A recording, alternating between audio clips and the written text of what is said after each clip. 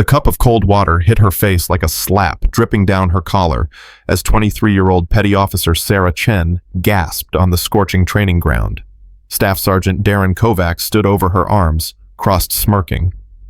"Get up diversity higher, or are you gonna cry about it?" Around them, male candidates watched in uncomfortable silence. What Kovac didn't know, what nobody knew, was that the middle-aged woman in the cheap civilian clothes standing 30 feet away wasn't just another admin clerk. Commander Elena Reyes, former Ghost Platoon sniper with 187 confirmed kills, clenched her fists so hard her knuckles went white. Her cover was about to be tested in ways she never anticipated. Before we continue, if you're enjoying this story, please hit that subscribe button and stay with me until the end. And comment what city you're watching from so I can see how far this story travels. Now, let's dive in. Elena had been Elena Martinez for exactly 17 days. 17 days of shuffling paperwork in a cramped logistics office at Fort Stockton. 17 days of nodding politely while male officers talked over her. 17 days of biting her tongue when she heard things that would have gotten people court-martialed in a just world. 17 days of playing invisible. The morning started like all the others. She arrived at 05:45 before most of the base stirred to life, made coffee in the break room that tasted like burnt tire rubber, sorted through supply requisitions that nobody would read until next week. The disguise was perfect sensible flats instead of combat boots, reading glasses she didn't need, hair pulled back in a messy bun instead of the regulation style she'd worn for 22 years. She looked exactly like what she was supposed to be, a 48-year-old civilian contractor counting inventory and staying out of everyone's way. "Martinez, I need those ammunition requisitions for the Alpha 7 team." Elena looked up from her desk. Chief Warrant Officer Bradley Chen stood in the doorway, barely making eye contact. He'd worked with her for over 2 weeks and still didn't really see her. Perfect. "Already on your desk, sir. Submitted them yesterday." "Right, good." He was already walking away. Elena returned to her computer screen, but her attention was elsewhere. Through the window, she could see the training grounds in the distance. Hell Week qualifiers were running this week. Team Alpha 7, the elite SEAL candidates who represented everything Naval Special Warfare was supposed to be. Everything it sometimes wasn't. Her phone buzzed. A text from her handler, Special Agent Diane Harker. "Any progress on the Chen case?" Elena typed back with one hand while pulling up supply manifests with the other. "Nothing concrete yet. Kovacs careful." "But he's not that careful. You're running out of time. Command wants results." Elena deleted the message. She'd been undercover before, twice in Iraq, once in Afghanistan, once in a op so classified she couldn't even tell herself about it. But this was different. This time she wasn't hunting terrorists or weapons dealers. She was hunting her own. The thought made her stomach turn, but she forced it down with another sip of terrible coffee. Sentiment was a luxury she couldn't afford. Not when 3 female SEAL candidates had been medically discharged in the past 14 months. Not when the pattern was so obvious that even the Navy's notoriously slow bureaucracy had finally noticed. Not when every instinct she'd developed over 2 decades of combat operations was screaming that something was very, very wrong at Fort Stockton. "You're thinking too loud." Elena didn't jump. She'd heard Lieutenant Commander Grace Foster approaching the woman, walked with a distinctive gait, favoring her left leg from an old training injury. The base chaplain was one of the few people who actually talked to her like she was human. Just trying to figure out why the Marine Corps ordered 17,000 rounds of 9mm when their requisition form says 70,000. Grace laughed, settling into the chair across from Elena's desk. "Typo, probably. Or someone skimming. Take your pick." Cynical for a chaplain. Realistic for someone who's been on this base for 6 years. Grace's smile faded slightly. "Speaking of which, you settling in, okay, I know logistics isn't exactly glamorous work." Elena shrugged, maintaining her cover. "Pays the bills. Better than my last job." Which was accounts receivable for a medical supply company in Houston. Same paperwork, worse coffee. The lie came easily. Elena had spent 3 weeks memorizing Elena Martinez's completely fabricated background. Divorced twice, no kids, moved around a lot for work. Boring. Forgettable. Exactly what she needed to be. Well, if you ever need to talk, my door's always open. This base can be... Grace hesitated, choosing her words carefully. Challenging, especially for women. Elena caught the inflection. I've heard stories. I'm sure you have. Grace stood, smoothing her uniform. Coffee sometime. The O Club makes slightly less terrible brew than this place. I'd like that. After Grace left, Elena returned to her computer, but her mind was racing. Grace had been at Fort Stockton for 6 years. She would have seen the pattern. Female candidates arriving full of determination and leaving broken. But Grace was careful political. She wouldn't say anything that could be used against her. Elena understood. She'd played that game herself for most of her career. The morning dragged on. Paperwork, phone calls, more paperwork. At 1100 hours, she grabbed her clipboard and headed toward the training grounds. Time for her daily supply check, ammunition, medical kits, equipment inspections. The perfect excuse to observe without seeming to observe. The Texas heat hit her like a wall when she stepped outside. 103 degrees, according to the weather station. The SEAL candidates had been training in this since 0600. 6 hours of hell in conditions that would hospitalize normal people. But SEALs weren't normal people. Neither was Elena, but nobody here knew that. She made her way toward the training area, clipboard clutched like a shield. In the distance, she could hear shouting, drill instructors pushing candidates past their limits. The sound was familiar, almost comforting. She'd survived that crucible herself back when women weren't officially allowed in SEAL training. Back when she'd had to be 3 times better just to be considered half as good. The obstacle course came into view. 20 candidates were running it, their bodies pushed to absolute extremes. Most were men, but Elena counted 3 women. She'd memorized their names, their backgrounds, everything NCIS had been able to gather. Petty Officer Sarah Chen, 23, top of her class at the Naval Academy, chemical engineering degree. Spoke 3 languages. Should have been a shoo-in. Lieutenant junior grade Amanda Vickers, 27, former collegiate swimmer, with Olympic trial times. Already completed. Basic underwater demolition training, with honors. Seaman Rachel Morrison, 21, enlisted straight from high school. Father was a Master Chief, uncle was a SEAL. Grew up around the culture. 3 women who deserved to be here. 3 women who were being systematically destroyed. Elena positioned herself near the medical station, pretending to check inventory on emergency supplies. From here, she had a clear view of the course and the instructors. And there he was. Staff Sergeant Darren Kovac, 32 years old, decorated veteran with 3 combat deployments. Son of Master Chief Daniel Kovac, a SEAL legend who'd trained hundreds of operators during his 28-year career. By all accounts, Darren was following in his father's footsteps, tough but fair, demanding but respectful. By all accounts. Elena watched him now barking orders at a candidate who'd stumbled on the rope climb. The candidate was male, struggling, but determined. Kovac's criticism was harsh, but not cruel. Standard drill instructor behavior. Then Sarah Chen approached the same obstacle. Elena's grip tightened on her clipboard. Chen attacked the rope with everything she had. Her technique was good, not perfect, but good. She made it halfway up before her arms started shaking. 3/4 of the way, and her grip was failing. "Move it, Chen," Kovac's voice carried across the course. "My grandmother could climb faster than that, and she's been dead for 10 years. Chen gritted her teeth, pulling herself higher. Almost there. 5 more feet. Her hand slipped. She fell, hitting the ground hard. Elena winced internally, but kept her expression neutral. Chen lay there for a moment, winded, then started to push herself up. "Stay down." Kovac was on her in seconds.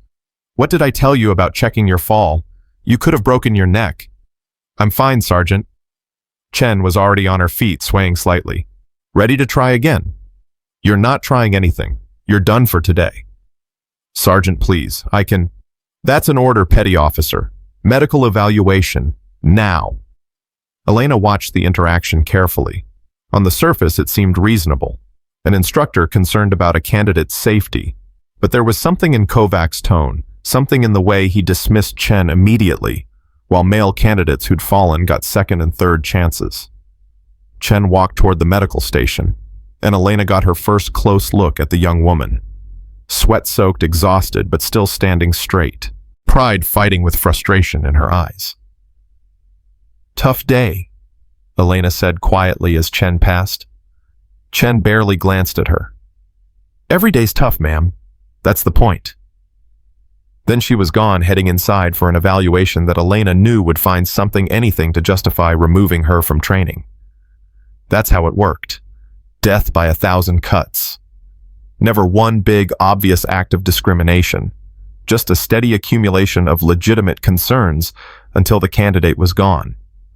Elena returned to her inventory, but her mind was cataloging everything. The fall Kovacs response, the timing, the witnesses. Building a case brick by brick. "You the new logistics coordinator?" Elena turned. Master Chief Vincent Torres Kovacs, superior officer. Late 40s, built like a tank with a reputation for running the tightest training program in naval special warfare. "Yes, Master Chief. Elena Martinez. Anything I can help you with? Just wanted to introduce myself. Make sure you've got everything you need." His smile was professional, but his eyes were cold. Calculating. Elena had seen that look before in men who were sizing up whether you were a threat. "I appreciate that, Master Chief. Everything's been fine so far." "Good. We run a tight ship here. Best SEAL candidates in the Navy come through this program. We've got standards to maintain." "Of course. Some people don't understand that. They think we should lower the bar to meet diversity quotas. But that's not how we do things. Every candidate gets the same treatment, same standards, same opportunities." Elena nodded, playing her part. "Makes sense to me." "Glad to hear it. Some of the civilian contractors we get, they come in with agendas, start asking questions, making accusations, causes problems for everyone. The message was clear. Stay in your lane. Don't ask questions. Don't make waves. I'm just here to track supplies, Master Chief. Keep the paperwork straight." "Perfect." His smile warmed by exactly 1 degree. "Welcome to Fort Stockton, Ms. Martinez." He walked away, and Elena exhaled slowly. Torres was the real problem. Kovac was the weapon, but Torres was the hand wielding it, which meant taking down Kovac wouldn't solve anything if Torres remained in place. She needed both of them. Clean evidence. Undeniable proof. And she needed it before another candidate got hurt. The afternoon heat became suffocating. Elena finished her supply check and returned to her office, but she couldn't focus on paperwork. Her mind kept replaying the morning's incident, Chen's fall, Kovac's immediate dismissal, Torres's veiled warning. At 1600 hours, she decided to risk it. She walked to the base medical center, clipboard in hand, official excuse ready, just checking on supplies, making sure the trauma kits were properly stocked. The receptionist barely looked at her. "Dr. Martinez is with a patient." "That's fine. I just need to check inventory in the supply room." "Go ahead." Elena moved through the clinic like she belonged there. In the hallway, she could hear voices from one of the examination rooms. One of them was Sarah Chen's. "I'm telling you, I'm fine. It was just a fall." "You're displaying signs of heat exhaustion." "Petty officer, your core temperature is elevated, you're dehydrated, and your muscle responses are delayed. I'm recommending 48 hours of rest minimum." 48 hours.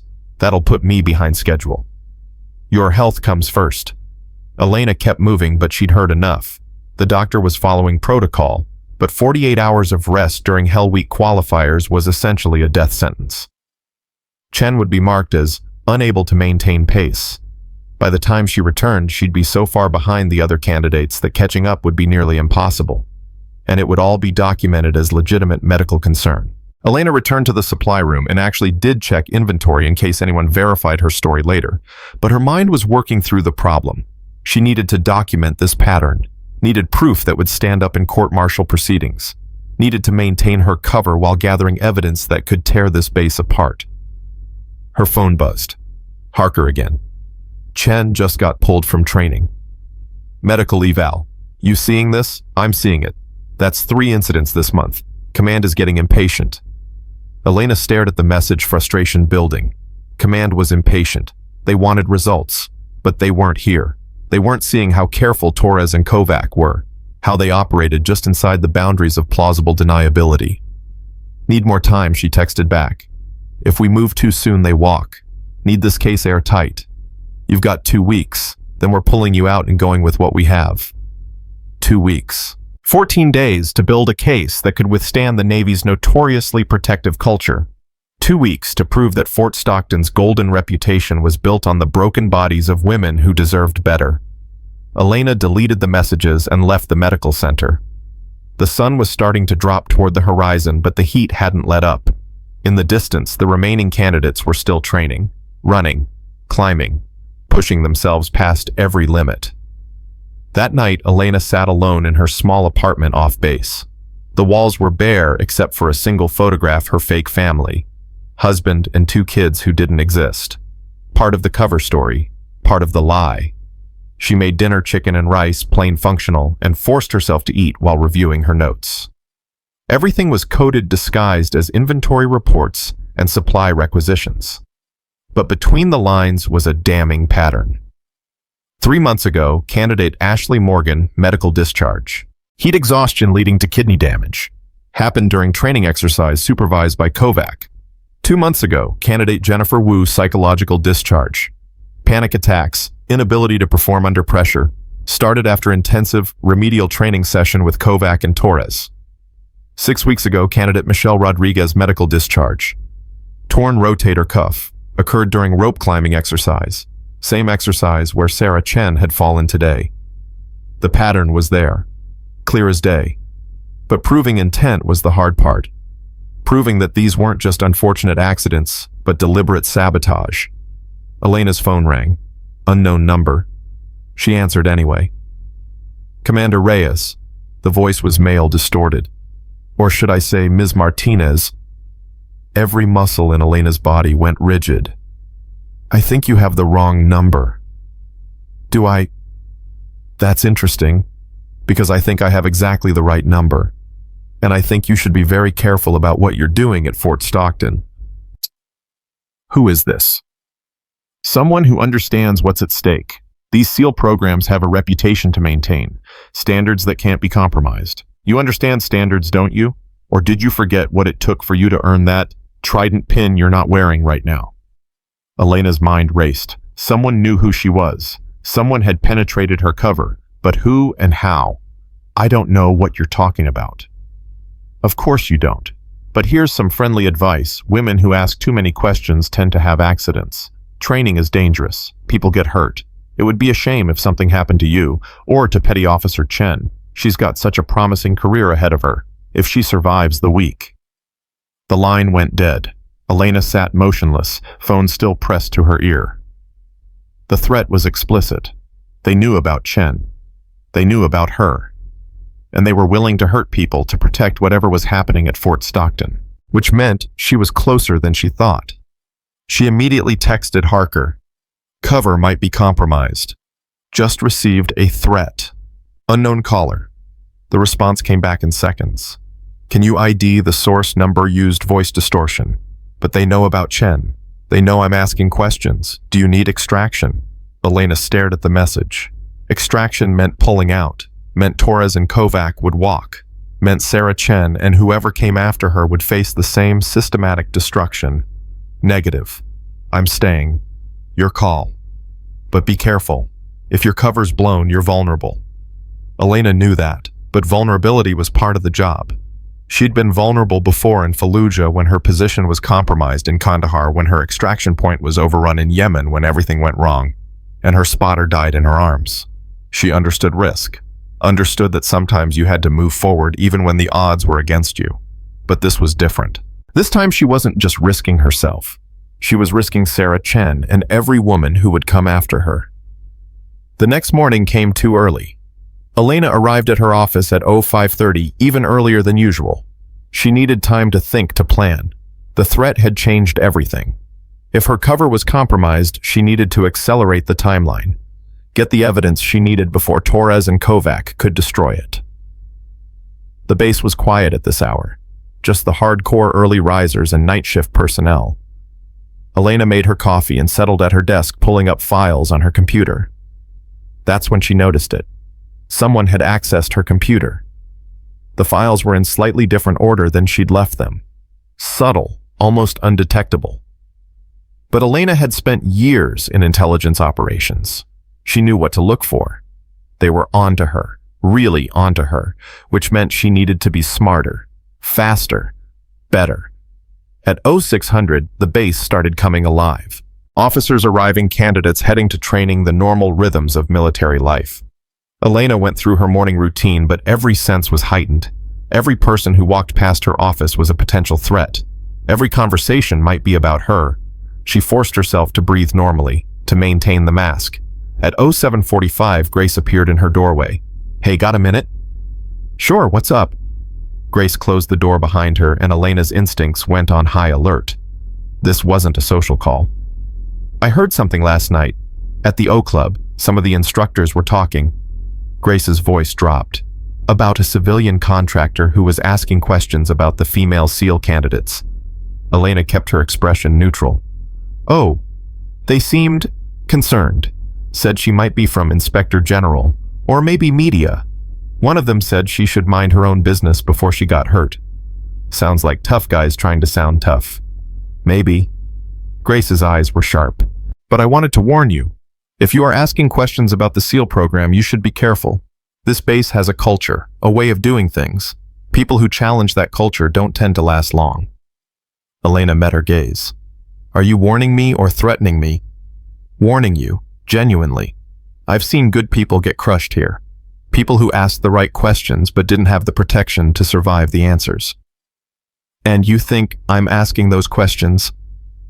Grace didn't answer directly. Instead, she said, "Sarah Chen is back in training today, against her doctor's recommendation. She requested to return early, said she couldn't afford to miss any more time." Elena's jaw tightened. That's her choice. Is it, or is it the only choice she has? Grace stood. "I have no idea who you really are, Elena, and I'm not asking. But whoever you are, whatever you're doing here, please be careful. These people protect their own, and they'll destroy anyone who threatens the status quo." After Grace left, Elena sat in silence. The warning was clear, and so was the subtext. Grace suspected something. Maybe not the full truth, but enough to know that Elena Martinez wasn't just a logistics coordinator. At 0900, Elena made her way to the training grounds. She had a legitimate reason: quarterly equipment inspection. But really, she needed to see Sarah Chen. Needed to know if the young woman was okay. The obstacle course was running full tilt. Candidates streaming over walls, through mud pits, across rope bridges. The Texas sun was already merciless, and it was barely mid-morning. Elena spotted Chen immediately. The young woman was attacking the course with almost manic energy, pushing herself harder than necessary, trying to prove something, trying not to be broken. Kovac was there too, watching every candidate. When Chen approached the rope climb, the same one where she'd fallen yesterday, he called out, "Petty Officer Chen, you cleared for full training." "Yes, Sergeant. Doctor, sign off on that." "I signed a waiver, Sergeant." Kovac's smile was thin. "Of course you did. Show me that climb then.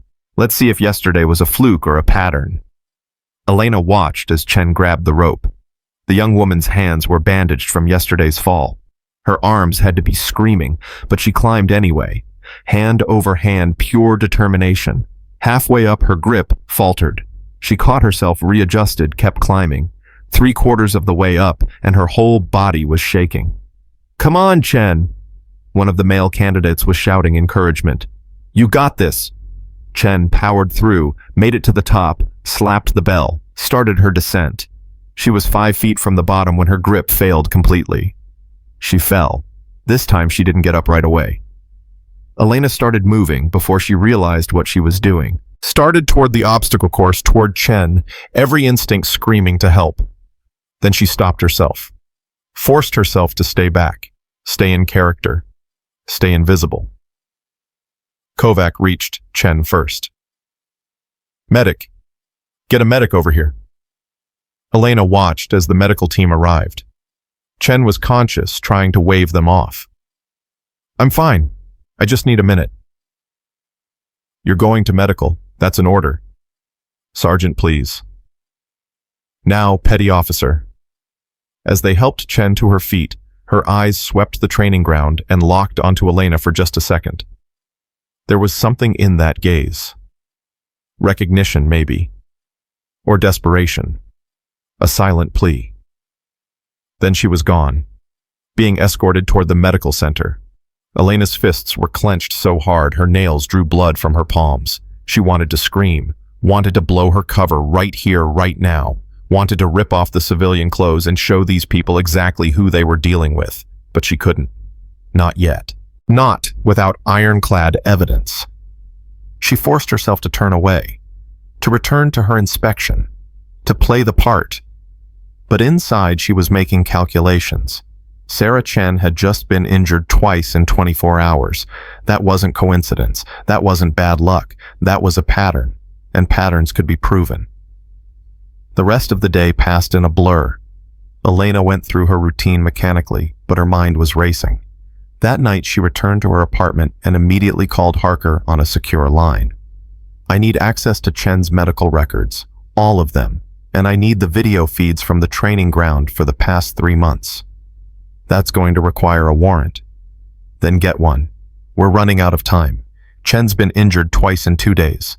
They're going to medically discharge her within the week if we don't move. What happened?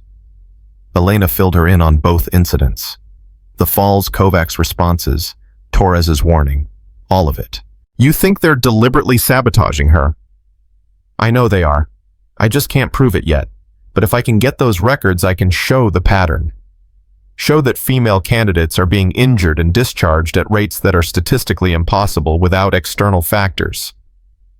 I'll see what I can do. But Reyes, if your cover's compromised, this is getting dangerous. It was always dangerous. That's why they sent me. After hanging up, Elena paced her apartment. Every minute that passed was another minute Sarah Chen was at risk. Another minute Torres and Kovac could destroy evidence. Another minute the cover-up could deepen. She pulled up her laptop and started typing. A comprehensive report of everything she'd observed. Dates, times, witnesses. Coded, encrypted, but detailed enough that if something happened to her, the investigation could continue. At 2300 hours, her phone buzzed. A text from an unknown number. Nice apartment. Sparse. Functional. Like someone who's not planning to stay long. Elena froze. She went to the window, looked out. Nothing suspicious. Just empty streets and parked cars. Another text. You think you're smart. Think you're careful. But we see you. We know who you are. And we know why you're here. Elena's training kicked in. She grabbed her go bag from the closet, always packed, always ready. Checked her concealed weapon chambered around. Moved to the door, checked the hallway. Empty. Her phone buzzed again. Don't worry, we're not coming for you tonight. Tonight is just a message. Tomorrow you need to decide whose side you're really on. Because Sarah Chen is going back into training at 0600, and accidents happen, especially to women who don't belong. The message was clear. Back off or Chen gets hurt. Maybe killed. Made to look like a training accident. Elena stood in her darkened apartment, weapon in hand, every instinct screaming at her to blow the whole operation. To walk into Kovac's office and put her trident pin on his desk and dare him to touch Sarah Chen again. But that wasn't the play. That was emotion. That was reaction. She needed to be smarter than that. She texted Harker. Threats escalating. They know about Chen. Might move against her tomorrow. We can get her pulled from training. Medical reasons. Keep her safe. Elena considered it. But pulling Chen would only delay the inevitable. The next female candidate would face the same treatment. And the next. And the next. No. We let it play out. But I need backup on site. If things go sideways, I need support. You're asking for a lot. I'm asking for what this operation needs. Chen goes back into training tomorrow. And tomorrow I'm going to be there. All day. Watching. Your cover is already compromised. They know who I am or they suspect strongly enough to threaten me, which means I need to move to the endgame. Either we get the evidence tomorrow or we pull the plug and salvage what we can. There was a long pause. Then I'll have a team in position by 0500. But Reyes, if your cover's blown and you're made, you need to abort. Understood. But Elena knew the truth. She wasn't aborting. Not while Sarah Chen was in danger. Not while Torres and Kovac were still destroying careers and lives. She'd spent 17 days being invisible, being nobody, playing a part. Tomorrow that ended, one way or another. Elena didn't sleep that night. She sat at her kitchen table, weapon within reach, reviewing every piece of evidence she'd gathered. Every incident report, every medical record, every supply requisition that showed the pattern. And she thought about Sarah Chen, 23 years old, brilliant, determined, everything a SEAL should be, everything Elena had been at that age. She thought about her own SEAL training decades ago, the obstacles she'd faced, the instructors who'd told her she didn't belong, the accidents that happened only to female candidates, the way the system protected predators and punished victims. And she thought about Jessica Vance, her spotter in Yemen, the woman who died in her arms because intelligence had been compromised, the mission that had ended her active combat career. She'd failed Jessica, failed to protect her teammate when it mattered most. She wouldn't fail Sarah Chen. At 05:30, Elena dressed carefully. Not in her civilian clothes, not in her uniform. She wasn't ready to reveal that yet. But she dressed like someone ready for a fight. At 05:45, she left her apartment. The streets were still dark, but the base would already be waking. Candidates preparing for another day of hell. Instructors preparing to dish it out. Torres and Kovac preparing to destroy another woman's career. Not today. Elena drove toward Fort Stockton, her mind clear for the first time in 17 days. The mask was cracking. The cover was breaking. And when it finally shattered completely, Staff Sergeant Darren Kovac was going to learn a lesson he'd never forget. You can throw water on a woman's face. You can humiliate her, break her down, try to destroy her spirit. But if that woman is Commander Elena Reyes, former Ghost Platoon 187, confirmed kills, you better pray she's feeling merciful. Because Elena had spent 22 years learning how to be patient, how to wait for the perfect shot, how to control her breathing, her heartbeat, her emotions, how to watch her target through a scope for hours, days if necessary, until the moment was exactly right. And then, how to pull the trigger without hesitation. The moment was coming. Elena could feel it, the way she'd always felt it before a mission went hot. That electric certainty that everything was about to change. As the sun started rising over Fort Stockton, painting the Texas sky in shades of orange and red, Elena Reyes made a decision. No more waiting, no more watching. Today, Sarah Chen would either get justice, or Elena would burn her entire career to the ground, trying to give it to her. The ghost was done being invisible. Elena was already at the training grounds when the first candidates arrived at 0600. She'd positioned herself near the equipment shed with her clipboard, pretending to inventory safety gear, but her eyes tracked every movement, every instructor, every potential threat. Sarah Chen appeared at 06115, walking stiffly. The bandages on her hands were fresh white against her tanned skin. She moved like someone in pain, trying desperately not to show it. Petty Officer Chen reporting for Training Sergeant. Kovac looked up from his roster. His eyes narrowed. Doctor cleared you. Yes, Sergeant. Show me the paperwork. Chen handed over a form. Kovac studied it for what felt like an eternity, then shrugged. Your funeral. Get in formation.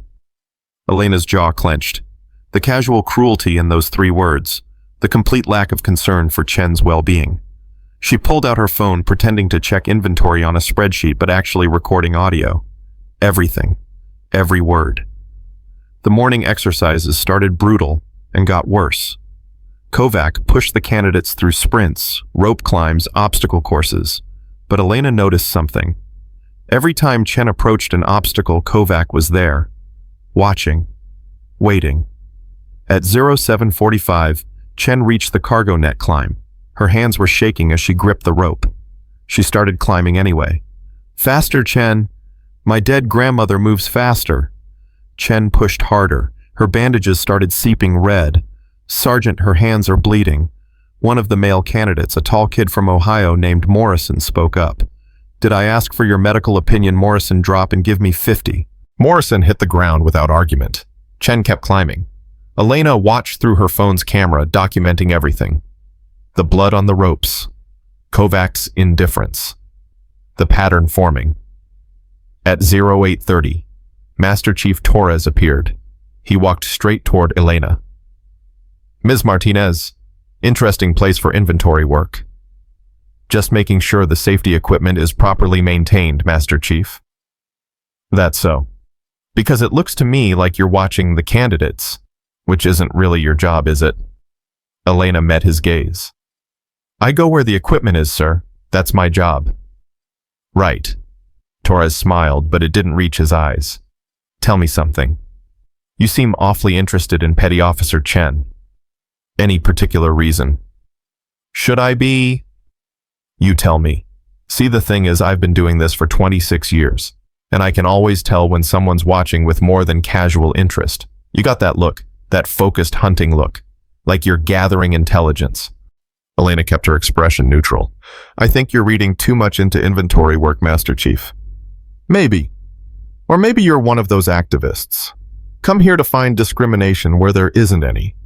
Write a story, make some noise, collect your paycheck, and move on while we deal with the fallout. I'm not a journalist. Didn't say you were, but you're something. And whatever you are, you should know this program has been running for 60 years. We've trained thousands of SEALs, best warriors in the world, and we didn't get there by lowering standards or playing politics. Every candidate gets the same treatment, same standards, same opportunities. If some of them can't hack it, that's not our fault. That's biology. Elena's fingers tightened on her clipboard. Biology. That's right. Men and women are different. Pretending otherwise doesn't change reality. Chen's a nice kid. Smart, determined. But maybe she's not cut out for this. Maybe none of them are. And maybe that's okay. There are plenty of other ways to serve. Before Elena could respond, a shout cut through the air. Chen had fallen again, this time from the parallel bars. She lay on the ground, not moving. Elena started forward. Torres grabbed her arm. Stay back. This isn't your concern. She's hurt. She's fine. This happens all the time. But Chen wasn't fine. The medics were rushing toward her, and Elena could see from here that the young woman's left arm was bent at an angle that arms shouldn't bend. Let go of me.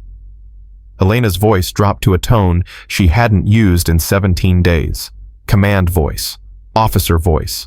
The voice of someone who'd led warriors into combat and expected to be obeyed. Torres heard it. His grip loosened, slightly confusion flickering across his face. Elena pulled free and walked toward the growing cluster of personnel around Chen. She got close enough to hear the medic's assessment. Possible fracture. Definitely dislocated shoulder. We need to transport. Chen was conscious, tears streaming down her face. But she wasn't crying from pain. Elena recognized that look. That was the look of someone watching their dream die in real time. I can finish, Chen gasped. Just pop it back in. I can finish. Petty officer, you need immediate medical attention. I said I can finish. Kovac stood over her, arms crossed. You're done, Chen. Medical discharge. You gave it your best shot, but this isn't for you. No, you can't. I can and I am. You're a liability now. Get her to medical. As they loaded Chen onto a stretcher, her eyes found Elena's. There was recognition there, real recognition. Like she knew somehow that Elena was more than she appeared. Help me, Chen mouthed. Please. Elena felt something crack inside her chest, the same crack she'd felt in Yemen when Jessica died. The crack of failure, of being too late, of watching someone who trusted you get destroyed. She turned and walked back toward her office, but she wasn't retreating. She was regrouping. Her phone was already out, already texting Harker. Chen down. Dislocated shoulder. They're moving to discharge her. We need to move now. What do you need? Everything. NCIS team, JAG officer, base commander. And I need my service record unsealed. We're done playing games. You're sure? I'm sure. They just broke that girl's arm. And Torres implied they've been doing this for years. Time to burn it all down. ETA 90 minutes. Can you hold position? Elena looked back at the training ground where Kovac was already shouting at the remaining candidates. Business as usual. Another woman broken, another quota filled. I'll hold. She went to her office and locked the door. Then she opened her laptop and began compiling everything. Every incident report, every medical record she'd accessed, every conversation she'd recorded. She created a timeline showing that female candidates were injured at 3 times the rate of male candidates, showing that injuries to female candidates were consistently more severe, showing that medical discharges for female candidates always came with language about inability to meet physical standards, while male candidates with similar injuries received treatment and returned to training. The pattern was undeniable, the evidence was overwhelming, and in 90 minutes, Torres and Kovac would learn exactly who they'd been threatening. At 09:45, Grace appeared at her door. "Elena, can we talk? Now's not a good time. I heard about Sarah Chen. They're saying she's being medically discharged." "That's what they're saying." Grace closed the door behind her. "I also heard that Master Chief Torres is asking questions about you, specifically asking if anyone's run a background check on Elena Martinez." Elena's blood went cold. "When?" "About 30 minutes ago. He went to the admin office, talked to Chief Bradley. I don't know what was said, but Bradley looked concerned. Concerned how? Like someone told him there might be a security issue." Elena's mind raced. If Torres was running a real background check, if he dug deep enough, he'd find the inconsistencies. The cover story would crack. She needed NCIS here before that happened. "Grace, I need to ask you something. And I need you to be honest. Do you trust me?" Grace studied her for a long moment.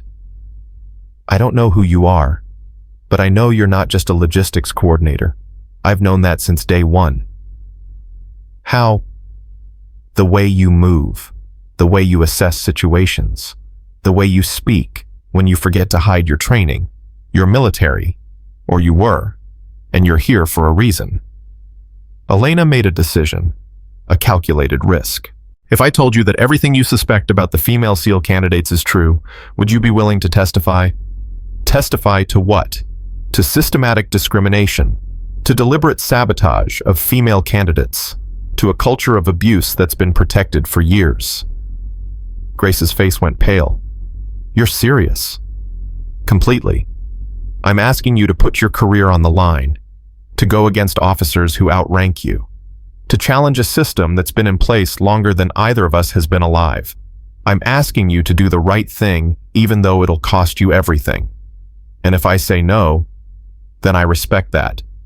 But Sarah Chen and every woman who comes after her will keep getting broken. And people like Torres and Kovac will keep their power." Grace was silent for a long time. Then she said, "I have records. Chaplain confidentiality means I can't share names. But I have records of 12 female personnel who came to me over the past 6 years. 12 women who reported harassment, discrimination, abuse.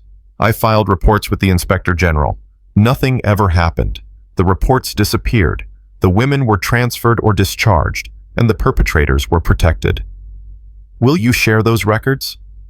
If you can guarantee immunity from prosecution for breaking confidentiality, yes, these women deserve to be heard." Elena heard footsteps in the hallway outside. Multiple people, moving with purpose. "Grace, I need you to leave, right now. Don't ask questions. Just go to the chapel and wait. Someone will contact you within the hour."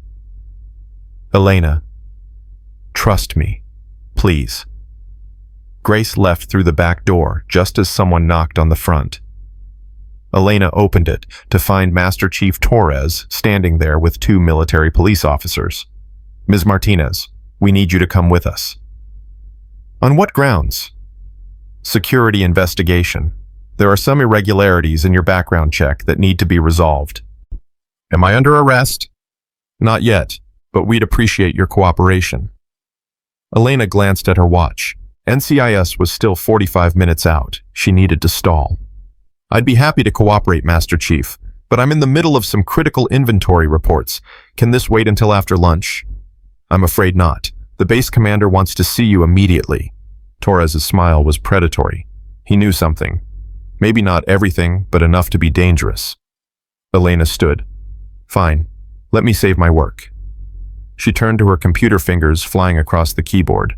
But she wasn't saving inventory reports. She was sending everything she'd compiled to Harker. Every document, every recording, every piece of evidence. If Torres arrested her now, if they confiscated her laptop, it wouldn't matter. The evidence was already out there. Let's go. She stood, leaving everything on her desk, making it look like she expected to return. They walked through the base in silence. Personnel stared as they passed. Word was already spreading. The civilian contractor was in trouble, escorted by MPs. Something big was happening. They reached the administration building. Torres led her to a small conference room. "Wait here, the commander will be with you shortly." Then he left, and the MPs took positions outside the door. Elena sat alone in the conference room and waited. She checked her watch. 40 minutes until NCIS arrived. 40 minutes to keep this situation from exploding prematurely. The door opened. Captain Marcus Webb entered, followed by Torres and Staff Sergeant Kovac. Webb was in his early 50s, career officer by the book. He sat across from Elena, studying her with sharp eyes.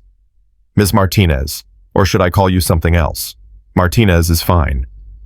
"Is it because Master Chief Torres ran your background and there are some concerning gaps? Your employment history doesn't quite add up. Your references are difficult to verify. And your security clearance seems to have been processed through some very unusual channels." Elena said nothing. Webb leaned forward. "So I'm going to ask you directly. Who are you really, and what are you doing on my base?" "I'm a logistics coordinator doing inventory work. Don't insult my intelligence. I've been in the Navy for 32 years. I know what intelligence operatives look like. I know what investigators look like. And I know when someone's running an operation on my base without my knowledge or consent." Torres spoke up. "Sir, I think she's Inspector General, probably here investigating the female SEAL candidates, looking for discrimination that doesn't exist so she can write a report and make us look bad." Kovac nodded. "It's a witch hunt. They send these people in, let them gather whatever selective evidence they want, then hang us out to dry." Webb held up a hand. "Let her speak. Ms. Martinez, this is your opportunity to tell me the truth. If you're here in an official capacity, identify yourself now. If you're not, then you're trespassing on a military installation with false credentials, which is a federal crime." Elena checked her watch again. 38 minutes. "I'd like to speak to my attorney." "You're not under arrest yet, but that can change very quickly depending on how this conversation goes." "Then I suppose this conversation is over until my attorney arrives." Webb's jaw tightened. "Sergeant Kovac, has this woman been interfering with training operations?" "Yes, sir, multiple times. She's been watching the candidates, specifically the female candidates, taking notes, recording things on her phone. I believe she's gathering information to build a discrimination case." "Master Chief, your assessment." Torres crossed his arms. "Sir, I think she's part of a larger agenda to feminize naval special warfare. They know they can't get women through the program legitimately, so they're trying to manufacture discrimination claims, force us to lower standards. It's political, sir. Pure politics." "Interesting theory," Elena said quietly. "Tell me, Master Chief, how do you explain the fact that female candidates are injured at 3 times the rate of male candidates? How do you explain that 12 women have been medically discharged in the past 3 years, while only 2 men have been discharged for similar injuries? Different physiology. Women's bodies aren't built for this kind of stress. Then how do you explain the fact that those same women passed every qualification test before arriving here? How do you explain that they meet every physical standard required for entry into the program? Meeting standards and maintaining them under sustained pressure are different things. Or maybe," Elena said, her voice hardening, "the pressure is being applied selectively. Maybe the obstacles are set higher for female candidates. Maybe the medical evaluations are stricter. Maybe the instructors are actively sabotaging women who have every right to be here." Kovac laughed. "You're delusional. Every candidate gets the same treatment." "Do they?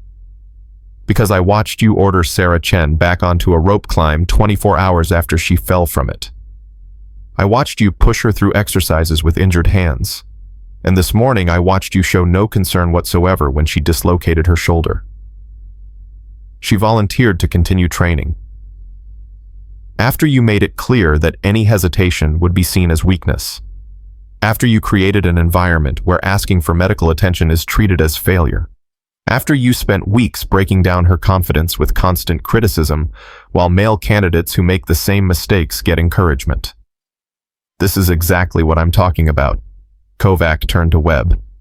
Sir, she's twisting everything, making normal training procedures sound like abuse. This is how they operate. Webb raised his hand again. Ms. Martinez, these are serious allegations. Do you have evidence to support them? I do. Then produce it, right now. Elena smiled slightly. I'd be happy to, as soon as my attorney arrives, which should be, she checked her watch, in about 35 minutes. The room fell silent. Torres and Kovac exchanged glances. Webb's expression was unreadable. Sir, Torres said carefully, I think we should place her under arrest, charge her with trespassing, espionage, whatever we need to hold her until we figure out who she really is. On what grounds she hasn't broken any laws that we can prove. She's admitted to gathering intelligence on military operations, which could be legitimate if she's here in an official capacity. And if she is, then arresting her would be a huge mistake. Webb stood. Ms. Martinez, you'll remain here until this is resolved. Master Chief Postguards, nobody enters or leaves this room. They filed out, leaving Elena alone again. She closed her eyes and breathed slowly. 33 minutes until NCIS arrived. 33 minutes to keep this situation contained. But then her phone buzzed. A text from Harker. Problem. Torres has locked down the base. NCIS team is being held at the gate. Base commander hasn't authorized entry. We're working on it, but might be delayed. Elena's stomach dropped. Torres was smarter than she'd given him credit for. He'd locked down the base, preventing NCIS from entering buying time to either arrest her or destroy evidence, or both. She needed a new plan. She stood and walked to the door. The MP outside turned.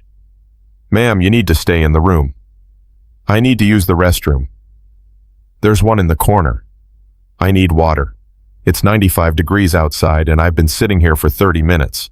Unless you want me to pass out, I need water. The MP hesitated, then radioed. Subject requesting water.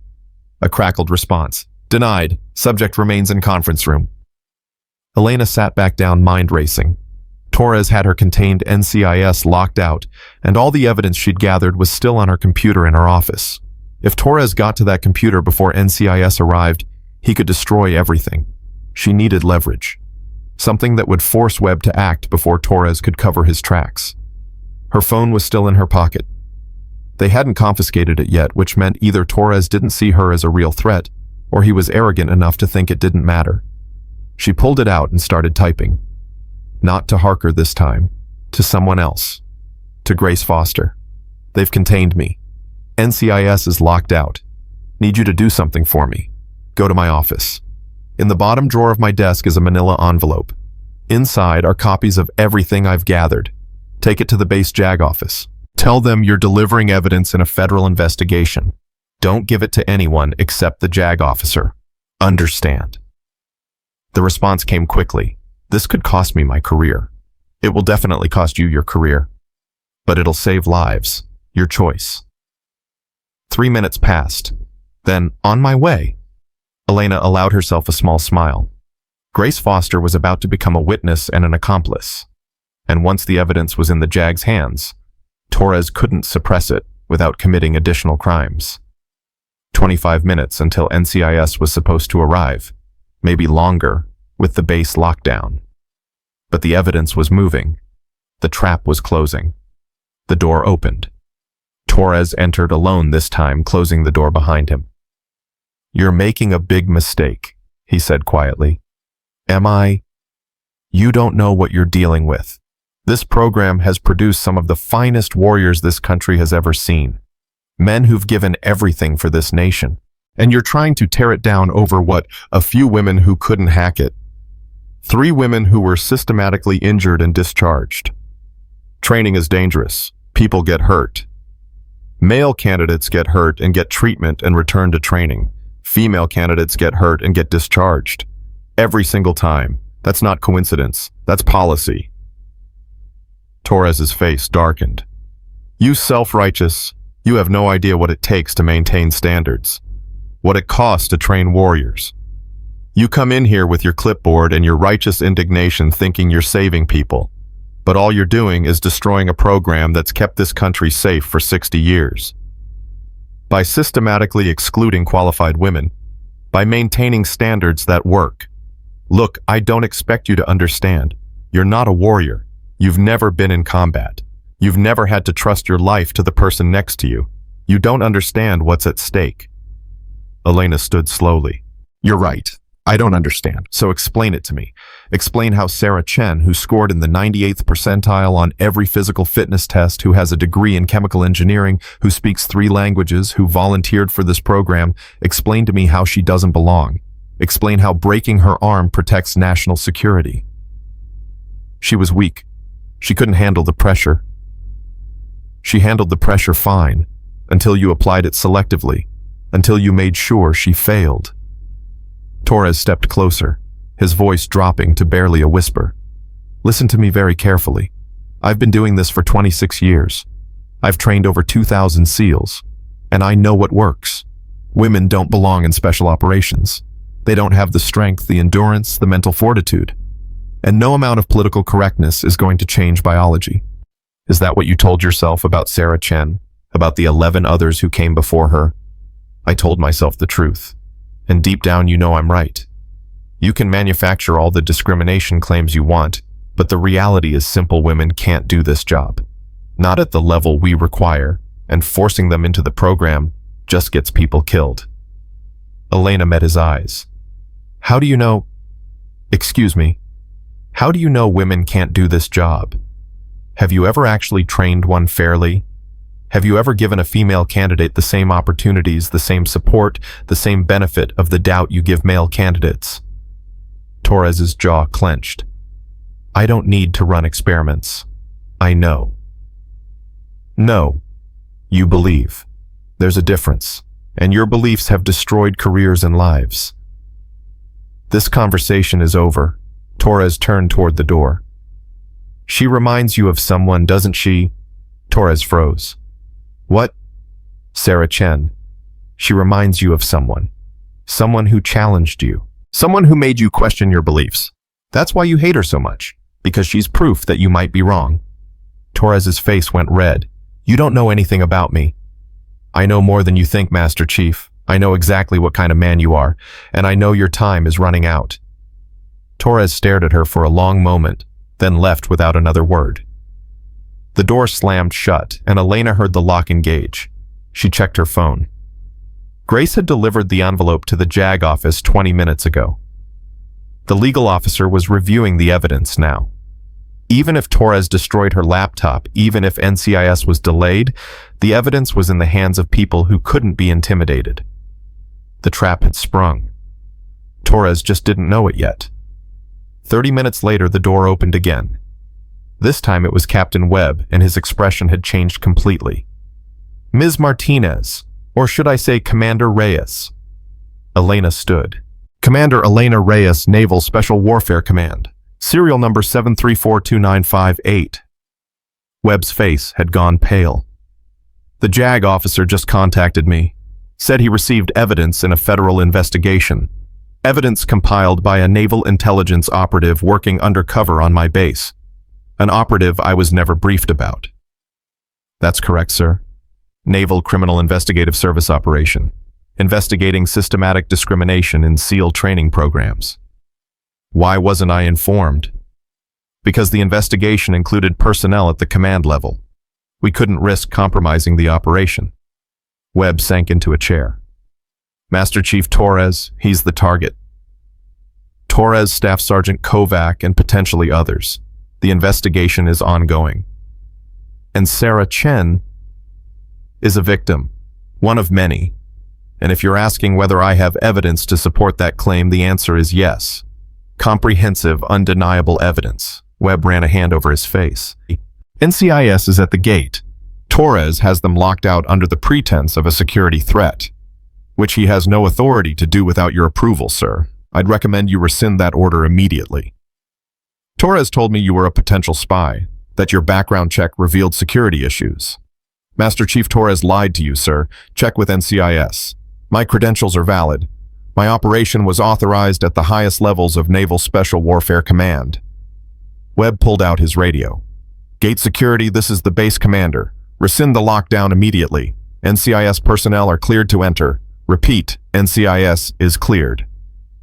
Copy that, sir. Webb looked at Elena. What happens now? Now NCIS takes over. They'll conduct interviews, secure evidence, and determine the full scope of the operation. Torres and Kovac will be arrested. Others may follow depending on what the investigation reveals. And my base becomes a circus. Media, congressional hearings, the whole 9 yards. Your base becomes an example, sir, of what happens when systemic abuse is allowed to fester. You can either be part of the solution or part of the problem. I had no knowledge of this. The discrimination, the abuse. With respect, sir, willful ignorance is still negligence. 12 women were medically discharged on your watch. You signed off on those discharges. You had a responsibility to ask questions. Webb's hands clenched into fists. I trusted my officers. I trusted that they were maintaining standards with integrity. Then you learned an important lesson about trust. Before Webb could respond, voices erupted in the hallway outside. Shouting, running footsteps. The door burst open. Torres stood there, and he wasn't alone. He had Kovac with him, and both men were armed. Sir, step away from the prisoner. Torres's weapon was drawn, pointed at the floor, but ready. She's a threat to base security. We need to detain her immediately. Webb stood.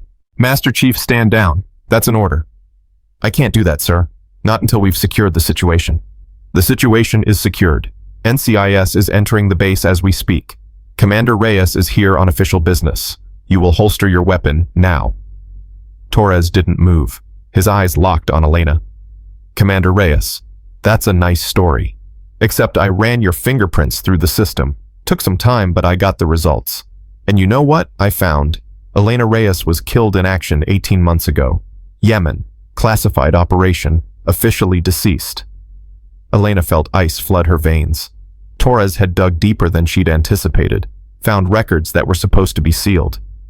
Which means, Torres continued, whoever you are, you're not Commander Elena Reyes. You're an imposter, possibly foreign intelligence, and I'm not letting you walk out of here. Webb looked at Elena. Is this true? Are you deceased? It's complicated, sir. Complicated how? The Yemen operation was classified at the highest levels. My death was strategic. Torres laughed bitterly. Strategic, right. Captain, this woman is a spy. Has to be. Real Elena Reyes is dead. This is someone using her identity. Then we'll sort it out with NCIS. Webb reached for his radio. Torres moved faster. He grabbed Webb's arm, twisted, forced him to his knees. Kovac moved to block the door. I'm sorry, sir, but we can't let NCIS take over this investigation. They don't understand what's at stake. This program, this base, it's bigger than one man. Bigger than all of us. Elena assessed the situation instantly. Torres was armed. Kovac was armed. Webb was a hostage. The door was blocked. And NCIS was still at least 5 minutes away. Not ideal. But she'd survived worse. Master Chief, this is your last chance. Let Captain Webb go holster your weapons and we can all walk away from this. Not happening. You're under arrest. Espionage. Impersonating a naval officer. Take your pick. On whose authority? Mine. Elena smiled. It wasn't a friendly smile. Master Chief Vincent Torres. 26 years of service. 3 combat deployments. Exemplary record. Until about 6 years ago, when you started training female SEAL candidates. Since then, 12 women have been discharged. 0 have graduated. Want to tell me what changed 6 years ago? Nothing changed except the Navy started forcing us to accept women. No, something specific changed. Something personal. Elena took a step forward. Torres raised his weapon slightly in warning, but she didn't stop. 6 years ago, your daughter applied to the Naval Academy. She was rejected. Want to know why? Torres's face went white. Shut up. She was rejected because she couldn't meet the physical fitness standards. Standards that, ironically, you had helped establish. Your daughter blamed you. Said you'd set the bar so high that she couldn't reach it. Said you'd destroyed her dreams. How do you? Because I read her letter. The one she sent to the academy appealing the decision. The one where she said her father had ruined her life. The one where she said she never wanted to speak to you again. That was 6 years ago. And 6 years ago, the first female SEAL candidate at Fort Stockton was medically discharged, under your supervision. Torres's hand was shaking now. The weapon trembled slightly. You don't know what you're talking about. Your daughter was right about one thing. The standards were too high. Not because women couldn't meet them, but because they'd been set artificially high by men who didn't want women to succeed. And when your daughter failed to meet those impossible standards, instead of questioning the system, you blamed her, called her weak, just like you've called every woman since. I said shut up. You're projecting your guilt onto these candidates, punishing them for your daughter's rejection, punishing them because you can't face the fact that you might have been wrong. Torres moved, fast.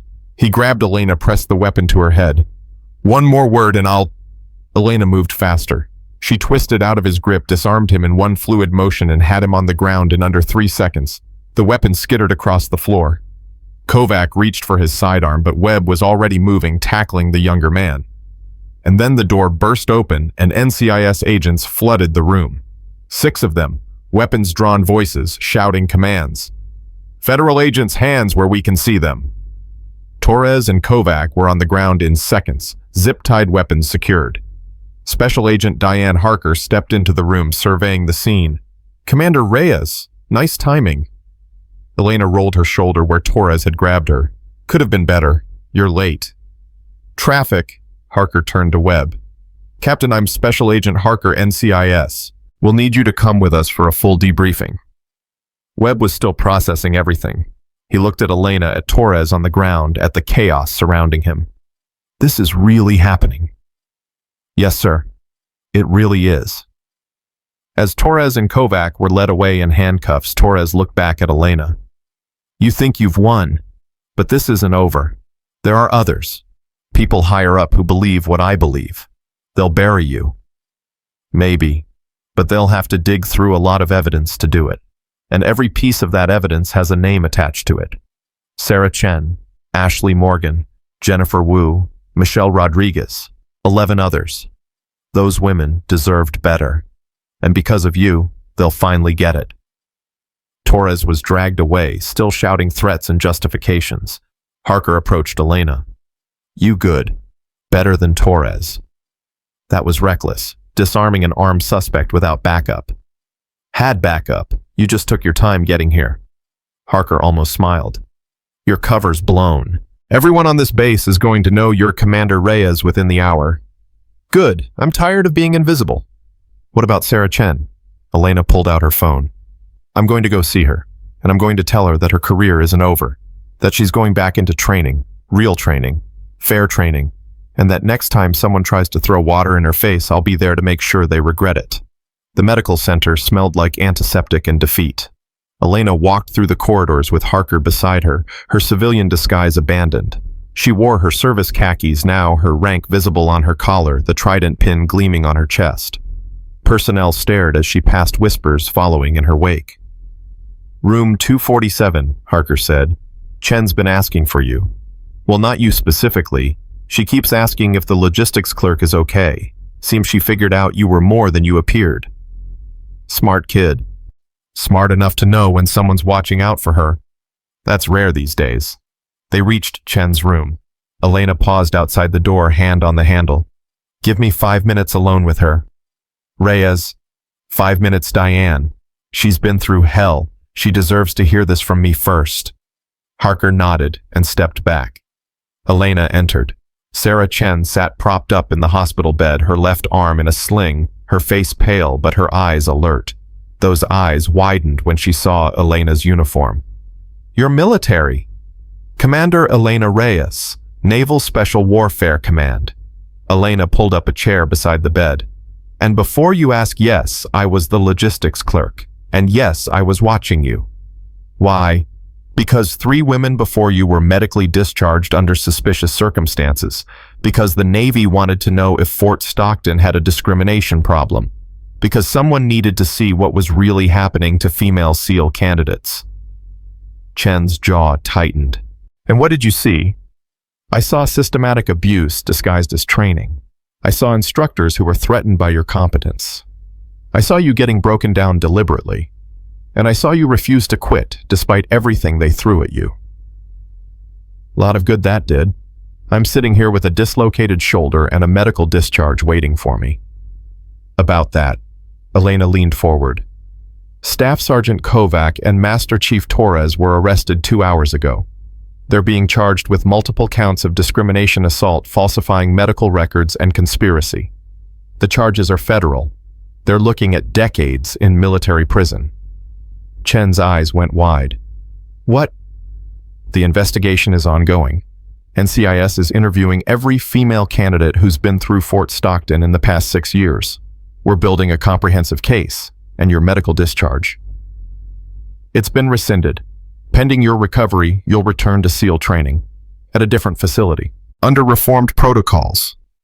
Chen stared at her processing. Then tears started streaming down her face. Not sad tears, angry tears, relief tears.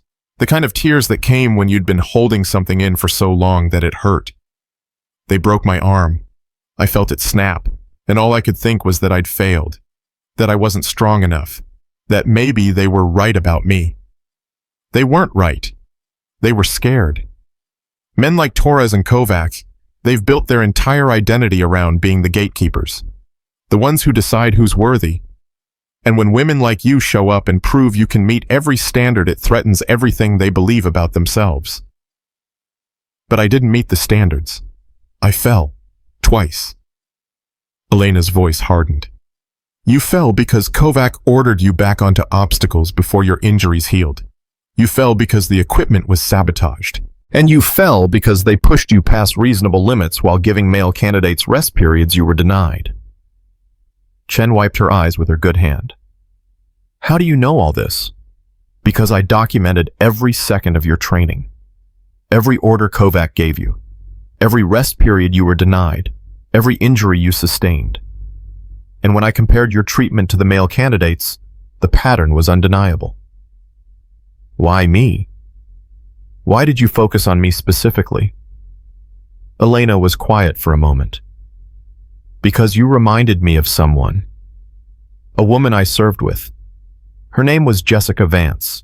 She was my spotter in Yemen. Brilliant. Dedicated. Everything a SEAL should be. And she died because intelligence was compromised. Because someone decided that the mission was more important than the people carrying it out. I'm sorry. Don't be. Just honor her memory by finishing what you started. Get back in that program. Graduate. Become the SEAL you were always meant to be. And when some instructor tries to tell you that you don't belong, remember that I spent 17 days watching you prove them wrong. Chen nodded, fresh determination replacing the tears. When do I start? Medical says 6 to 8 weeks for the shoulder. After that, you'll report to Coronado. New training class, new instructors, and I'll be there, not undercover this time, as an official observer, making sure what happened here never happens again. Commander Reyes, Chen's voice dropped. Thank you for seeing me, for caring enough to risk your career. I didn't risk my career, petty officer. I used it. There's a difference. Now get some rest. You've got a long road ahead. Elena stood to leave, but Chen called out. The water. When Kovac threw water on my face that first time, I saw you. You were 30 feet away, and you looked like you wanted to kill him. I did want to kill him. Why didn't you? Because killing him would have been easy. Destroying everything he built. That takes patience. That takes evidence. That takes watching someone you care about suffer while you gather the ammunition to take down everyone responsible. Elena paused at the door. Welcome to what real strength looks like, petty officer. It's not about how much pain you can endure. It's about how much you can endure while still maintaining your humanity. She left Chen's room and found Harker waiting in the hallway with Captain Webb. The base commander looked like he'd aged 10 years in the past 3 hours. Commander Reyes, I owe you an apology. You owe me nothing, sir. You owe Sarah Chen and 11 other women an apology. I'm just the messenger. I had no idea what was happening on my base. With respect, sir, that's the problem. You should have known. The signs were there. The pattern was obvious to anyone willing to look. But looking would have required questioning officers you trusted, challenging a system that's been in place for decades, admitting that maybe Fort Stockton wasn't the perfect training facility everyone claimed it was. Webb's face flushed. You're right, and I'll have to live with that. But I want you to know that I'm implementing immediate reforms. Every instructor will undergo retraining. Every candidate will have access to anonymous reporting. Every medical discharge will be reviewed by an independent board. That's a start, but it's not enough. Then tell me what is enough. Elena turned to face him fully. Accountability, not just for Torres and Kovac, but for everyone who enabled them. Every officer who saw red flags and looked away. Every medical professional who signed off on questionable discharges. Every instructor who participated in the culture of abuse. They all need to answer for what happened here. That could destroy careers. Good officers who made mistakes. Good officers who made mistakes destroyed 12 women's careers. Forgive me if I don't prioritize their comfort over justice. Webb opened his mouth to respond, but Harker cut in. Commander Reyes, we have a problem. The arrests are hitting the news. CNN picked it up 20 minutes ago. By tonight, this will be national headlines. Let it go national. Let everyone see what systematic discrimination looks like. Let every female candidate who's ever been told she doesn't belong see that someone's finally holding the perpetrators accountable. It's not that simple. Naval Special Warfare Command is concerned about the optics. They're worried this will be used to attack the entire SEAL program. Then maybe the entire SEAL program needs to be attacked. Maybe it needs to be torn down and rebuilt from scratch with actual integrity instead of toxic masculinity disguised as standards. Webb flinched. That's harsh. Is it because from where I'm standing, Fort Stockton is just a symptom? The real disease is a culture that values conformity over excellence, that protects abusers because they're good warriors, that systematically excludes 50% of the population based on nothing more than gender. Not all SEAL training facilities operate like Fort Stockton. You're right, some are worse. Elena's voice was ice. I've been to 4 different training bases over the past 2 years. Fort Stockton isn't unique. It's just the one we finally have enough evidence to prosecute. Harker's phone buzzed. She read the message, her expression darkening. We have another problem. Torres is talking. He's claiming that Kovac acted alone, that he had no knowledge of the systematic abuse, that he's being scapegoated because the Navy needs someone to blame. Of course he is. That's the playbook. Sacrifice the lower-ranking officer, protect the command structure. His attorney is actually pretty good. Former JAG officer. She's already filed motions to suppress evidence claiming the undercover operation violated Torres's rights. Elena felt her blood pressure spike. He violated the rights of 12 women. Systematically. Over 6 years. And he's worried about his rights. Welcome to the justice system, where the predators have better lawyers than the victims. Not this time. Elena pulled out her phone and dialed. I'm calling in reinforcements. Who? Someone who understands what's at stake, and who has the power to make sure Torres doesn't walk. The call connected. A familiar voice answered. This is Admiral Whitmore. Admiral, this is Commander Reyes. We have a situation at Fort Stockton that requires your immediate attention. 20 minutes later, Elena stood in Captain Webb's office with Harker Webb and a secure video conference connection to Admiral Patricia Whitmore, the highest-ranking female officer in Naval Special Warfare Command. Whitmore's face on the screen was carved from granite. Explain to me how this operation spiraled so completely out of control. Elena didn't flinch. It didn't spiral, ma'am. It succeeded. We identified systematic abuse, documented it comprehensively, and arrested the perpetrators. The fact that it's messy doesn't make it unsuccessful. Torres is claiming entrapment. He's claiming that your undercover operation was designed to manufacture evidence of discrimination. Torres is lying. The discrimination existed long before I arrived. I simply documented it. His attorney is arguing that your presence influenced the instructor's behavior, that they wouldn't have acted the same way without you there observing. Then his attorney is also lying. We have medical records dating back 6 years showing the same pattern. We have testimony from 12 former candidates describing identical treatment. We have financial records showing Torres accepted payments from candidates' families. This isn't entrapment, this is justice. Whitmore was silent for a long moment. Then she said, Torres's attorney is demanding your service record be unsealed, all of it, including Yemen. Elena felt the floor drop out from under her. Ma'am, that operation is classified at the highest levels. I'm aware. But if this goes to trial, if Torres's defense successfully argues that you're biased against male instructors because of past trauma, they'll have grounds to demand full disclosure. And if we refuse, they'll claim we're hiding exculpatory evidence. So we're going to let Yemen be exposed because Torres wants to save his career. We're going to do whatever's necessary to ensure this case doesn't get thrown out on technicalities. Which means yes, Elena, your service record may become public. All of it. Elena closed her eyes. Yemen was the op that had ended her active combat career. The op where Jessica Vance had died in her arms. The op that was classified because it involved cooperation with foreign intelligence services that couldn't be publicly acknowledged. If that record was unsealed, it wouldn't just expose her trauma, it would expose operational details that could endanger active personnel. There has to be another way. If you can think of one, I'm listening. Elena's mind raced. Then it hit her. The other women, the 11 candidates who were discharged before Chen. If we can get them to testify, if we can show a pattern that predates my arrival, Torres's attorney can't claim I influenced anything. Those women have moved on with their lives. Most of them want nothing to do with the Navy anymore. Then we convince them. We show them that their testimony could prevent this from happening to anyone else. We give them the closure they never got. Whitmore considered this. You want to reopen old wounds. Ask these women to relive their trauma in federal court. Put them through cross-examination by Torres's attorney, who will try to prove they were just weak candidates who couldn't hack it. I want to give them power. The power to look Torres in the eye and tell him he didn't break them. The power to ensure other women don't suffer what they suffered. Yes, it'll be hard. Yes, it'll be painful.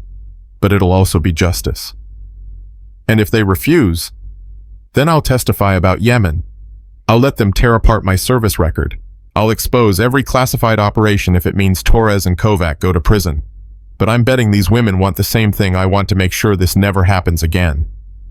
Whitmore nodded slowly. All right, I'll authorize outreach to the former candidates. But Elena understands something.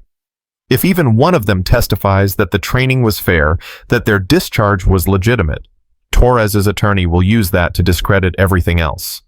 This is a huge risk. I'm aware, ma'am. Then get it done. You have 72 hours to build a witness list. After that, we proceed with whatever we have. The call ended. Elena stood in silence processing. 72 hours to find 11 women scattered across the country. 72 hours to convince them to relive the worst experiences of their lives. 72 hours to build an unshakable case. Well, Harker said, this should be fun. Elena spent the next 6 hours on the phone.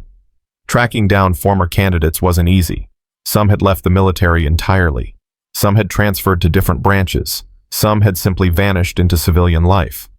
But one by one she found them. Ashley Morgan was working as a personal trainer in Seattle. When Elena called, there was a long silence after she explained the situation. You're asking me to testify against the people who destroyed my career. I'm asking you to make sure they can't destroy anyone else's. I have a good life now. I'm engaged. I'm happy. Dredging up Fort Stockton would ruin that. Ashley Sarah Chen is 23 years old. She has a dislocated shoulder and scars on her hands from rope burns that were infected because Kovac wouldn't let her seek medical attention. She almost quit. Almost let Torres and Kovac win. The only reason she didn't is because I was there documenting everything. But I wasn't there for you. Nobody was there for you. And I'm sorry for that. But you can be there for the next woman. You can make sure your suffering meant something. Ashley was crying now. They made me believe I was weak, that I didn't deserve to be there. It took me 2 years of therapy to realize they were wrong. Then tell that to a jury. Tell them what Torres and Kovac did. Tell them how it felt. Tell them everything. And if I do this, if I testify, what happens to me? What happens when Torres's attorney tears me apart on the stand? I'll be right there with you, every step. And when it's over, when Torres is in prison, you'll know that you helped put him there. You'll know that every woman who graduates from SEAL training after this owes part of their success to your courage. Another long silence. Then, okay, I'll do it. 1 down, 10 to go. Jennifer Wu was harder. She'd left the Navy and moved to Taiwan working for her family's tech company. She didn't want to talk at first, but Elena persisted. The Navy failed me, Jennifer said. Why should I help them now? You're not helping the Navy, you're helping yourself, and every woman who comes after you. I don't owe those women anything. You're right, you don't. But don't you want to see Torres answer for what he did? Don't you want to look him in the eye and tell him he didn't break you? Jennifer laughed bitterly. But he did break me. I quit. I walked away. That's not strength. Walking away from abuse isn't weakness, Jennifer. It's survival. And surviving means you get to fight another day. This is that day. This is your chance to fight back. I have a good job, a good life. Why would I risk that? Because deep down you know you deserve justice. And because somewhere in Taiwan, there's a young woman who wants to be a SEAL. And whether she gets that chance depends on what happens here. Depends on whether people like you are willing to stand up. Jennifer was quiet for a long time. Then, what do you need from me? 2 down. Michelle Rodriguez was a Marine now serving at Camp Pendleton. When Elena reached her, Rodriguez laughed. I heard Torres got arrested. Best news I've had all year. Then help us make sure he stays arrested. Oh, I'm absolutely testifying. I've been waiting 6 years for this opportunity. When do you need me? 3 down. And suddenly the momentum shifted. By the end of the first day, Elena had reached 8 of the 11 former candidates. 7 agreed to testify. 1 refused, too traumatized to revisit the experience. 1 hung up the phone and wouldn't answer callbacks. But 7 was enough. 7 women with nearly identical stories. 7 women who'd been systematically abused by the same instructors using the same methods. 7 women who could prove beyond any doubt that Torres and Kovac's treatment of Sarah Chen wasn't isolated, it was standard operating procedure. On the second day, Elena flew to Seattle to meet Ashley Morgan in person. She needed to prepare her for what testimony would entail, what Torres's attorney would try to do, how to stay strong under cross-examination. They met at a coffee shop near Ashley's gym. The former candidate looked different than her Navy photos, softer, more at peace. But when she talked about Fort Stockton, the old pain resurfaced. They called me Diversity Barbie, said I was only there to make the Navy look good, said I'd never be a real SEAL because I didn't have what it took. Did they ever specify what it was? A penis. They never said it directly, but that's what they meant. Everything was about proving we were physically weaker. When a guy failed a rope climb, it was because he needed more practice. When I failed, it was because women's upper body strength is inferior. Did Kovac ever physically assault you? Ashley hesitated. He grabbed my arm once, hard enough to leave bruises, said he was correcting my form on a drill, but there were male candidates doing the same drill wrong and he never touched them. Did you report it? I tried, filed a complaint with Master Chief Torres. He said I was being oversensitive. Said SEAL training was physical and I needed to toughen up. The next day, Kovac had me running extra drills, punishment for reporting him. Elena took notes, her anger building with every word. This is exactly what we need. Specific incidents, specific officers, pattern of behavior. Commander, can I ask you something? Of course. When you were undercover watching Sarah Chen, did you ever want to just quit? Just blow your cover and stop what was happening? Every single day. But you didn't. Why? Because stopping Kovac in the moment would have just saved one woman. Waiting, documenting, building a case that saves all the women who come after. Sometimes the hardest part of leadership is watching someone suffer while you position yourself to prevent future suffering. Ashley nodded slowly. That's what you're asking us to do, isn't it? Suffer one more time so others don't have to. Yes, and I wish I could tell you it'll be easy. But Torres's attorney is going to try to paint you as weak, as a failure, as someone making excuses for not being good enough. She's going to question every aspect of your character, and you're going to have to sit there and take it. What happens after the trial? After these women who testify become part of history, the women who stood up to systematic abuse and won. The women who changed naval special warfare forever. Your names will be in textbooks. Your courage will inspire generations. Or will be remembered as the women who couldn't hack SEAL training and blamed it on discrimination. Not if we win, and we're going to win. By day 3, Elena had conducted similar meetings with 4 other former candidates. Each woman had her own story, her own trauma, her own reasons for testifying. But they all shared one thing: they were done being silent. The 7th woman, Michelle Rodriguez, met Elena at a bar near Camp Pendleton. Rodriguez was different from the others, harder, angrier, ready for a fight. I want Torres to look at me when I testify. I want him to see that he didn't break me, that I came back stronger. The Marines treating you better. Hell yeah. My drill instructors were tough, but they were fair. They pushed me to be excellent, not to prove I didn't belong. Big difference. Why didn't you report what happened at Fort Stockton? Rodriguez's laugh was bitter. I did report it, multiple times. Filed formal complaints with Torres, with Webb, with the Inspector General. You know what happened? Nothing. Absolutely nothing. My complaints disappeared, and I was labeled a troublemaker. So I left, transferred to the Marines, started over. How did that make you feel? Betrayed. The Navy was supposed to be about honor, courage, commitment. But when I needed them to live up to those values, they protected the abusers and punished me. So yeah, I'm testifying. I'm going to tell the world exactly what Fort Stockton does to women who dare to dream. Elena's phone rang. It was Harker. We have a development. Torres's attorney just filed a motion to dismiss all charges. She's arguing that the evidence was obtained illegally through your undercover operation. Says you violated Torres's Fourth Amendment rights. Elena's stomach dropped. That's insane. Undercover operations are standard investigative procedure. Not according to her. She's claiming that because you were working undercover without Torres's knowledge, any evidence you gathered is fruit of the poisonous tree. She's got case law to back it up. 3 federal precedents where undercover evidence was suppressed. But those cases involved criminal organizations, not military personnel. She's arguing it applies here too. And honestly, Elena, she might be right.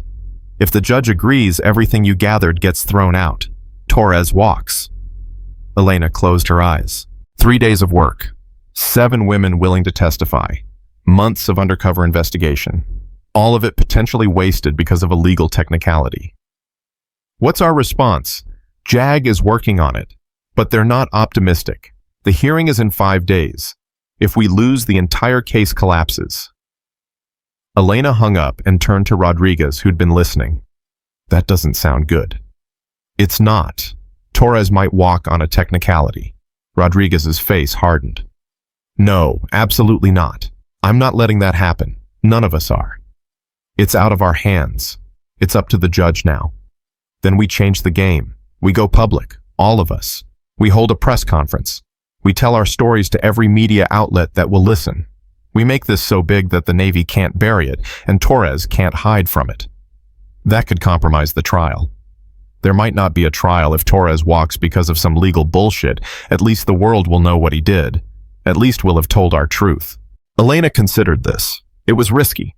It violated protocol. It could destroy her career. But Rodriguez was right. If Torres walked, if the evidence was suppressed, the only thing left was the truth, told directly by the women he'd victimized. Give me 24 hours. Let me try one more thing first. Elena flew back to Fort Stockton that night. She went straight to the brig where Torres was being held pending trial. She needed to see him, needed to understand what she was really fighting against. The guard led her to the cell. Torres sat on the bunk, looking older than his 48 years. He looked up when she entered, and his eyes filled with contempt. Come to gloat. Came to ask you a question. Why target these women specifically? What did they ever do to you? Torres laughed. You really don't get it, do you? This isn't about them. It's about maintaining standards. It's about protecting a program that's produced the finest warriors this country has ever seen. By excluding qualified candidates based on gender, by refusing to lower standards to accommodate people who don't belong. Men and women are different, Commander. That's not sexism. That's biology.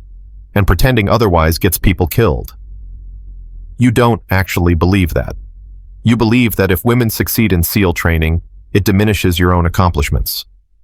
You believe that their success makes you less special. Torres stood, walked to the bars. My daughter wanted to be a SEAL. Did you know that, my brilliant, determined daughter? And she wasn't good enough. The standards were too high, so she blamed me, said I'd ruined her life. But the truth is, she just wasn't strong enough, and neither are any of the women who come through that program. Your daughter was strong enough. The standards were wrong.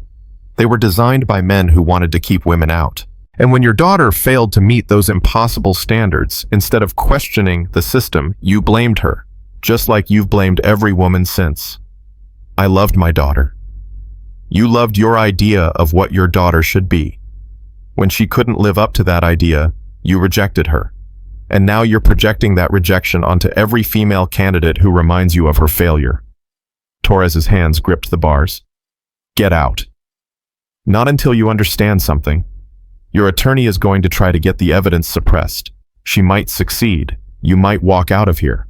But even if you do, you've already lost. Because Sarah Chen is going back to SEAL training. Because 7 women are going to testify about what you did to them. Because the whole world is going to know that Master Chief Vincent Torres, decorated veteran and supposed warrior, was actually just a small, frightened man who destroyed lives because he couldn't face his own guilt. I said get out. You're going to prison, Vincent. Maybe not because of the evidence I gathered, maybe not because of the legal system, but because those women you tried to break are stronger than you ever were, and their testimony will bury you. Elena turned and walked away, leaving Torres shouting threats behind her. She had 4 days until the hearing. 4 days to find a way to ensure the evidence wasn't suppressed. 4 days to save the case. And she knew exactly what she had to do.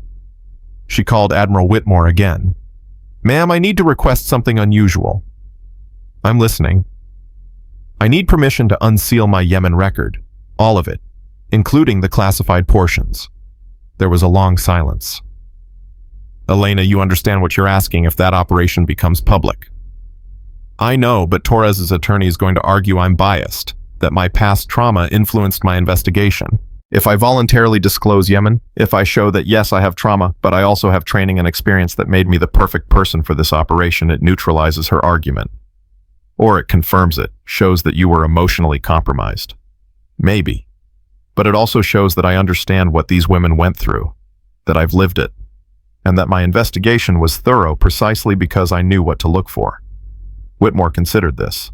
You're willing to sacrifice your privacy, your security clearance, your future in naval special warfare. I'm willing to sacrifice anything to make sure Torres and Kovac pay for what they did. Those women trusted me to get them justice. I'm not letting a legal technicality take that away. All right, I'll authorize the unsealing. But Elena, understand that once this is out there, you can't take it back. Your service in Yemen, Jessica Vance's death, everything you've been carrying for 18 months, it all becomes public. I understand. Then do what you have to do. And Elena, for what it's worth, this is the kind of leadership naval special warfare needs, even if it costs you everything. The call ended. Elena sat in silence, processing what she'd just done. She'd spent 18 months trying to bury Yemen, trying to move past the trauma, and now she was voluntarily exposing it to the world. But some things mattered more than personal pain. Sarah Chen mattered. Ashley Morgan mattered. All 7 women willing to testify mattered. And making sure Torres and Kovac never hurt anyone else again, that mattered most of all. The courtroom was packed by 0800. Media crews filled the back rows, their cameras trained on the defense table, where Torres sat in his dress uniform, every ribbon and medal on display. His attorney, Commander Rebecca Moss, was a shark in navy whites, former JAG prosecutor turned defense lawyer with a reputation for destroying witnesses and winning impossible cases. Elena sat behind the prosecution table with Harker and the 7 former candidates. Sarah Chen was there too, her arm still in a sling, her face set with determination. The judge, Captain Harold Martinez, entered and everyone stood. "Be seated. We're here for pretrial motions in United States versus Torres.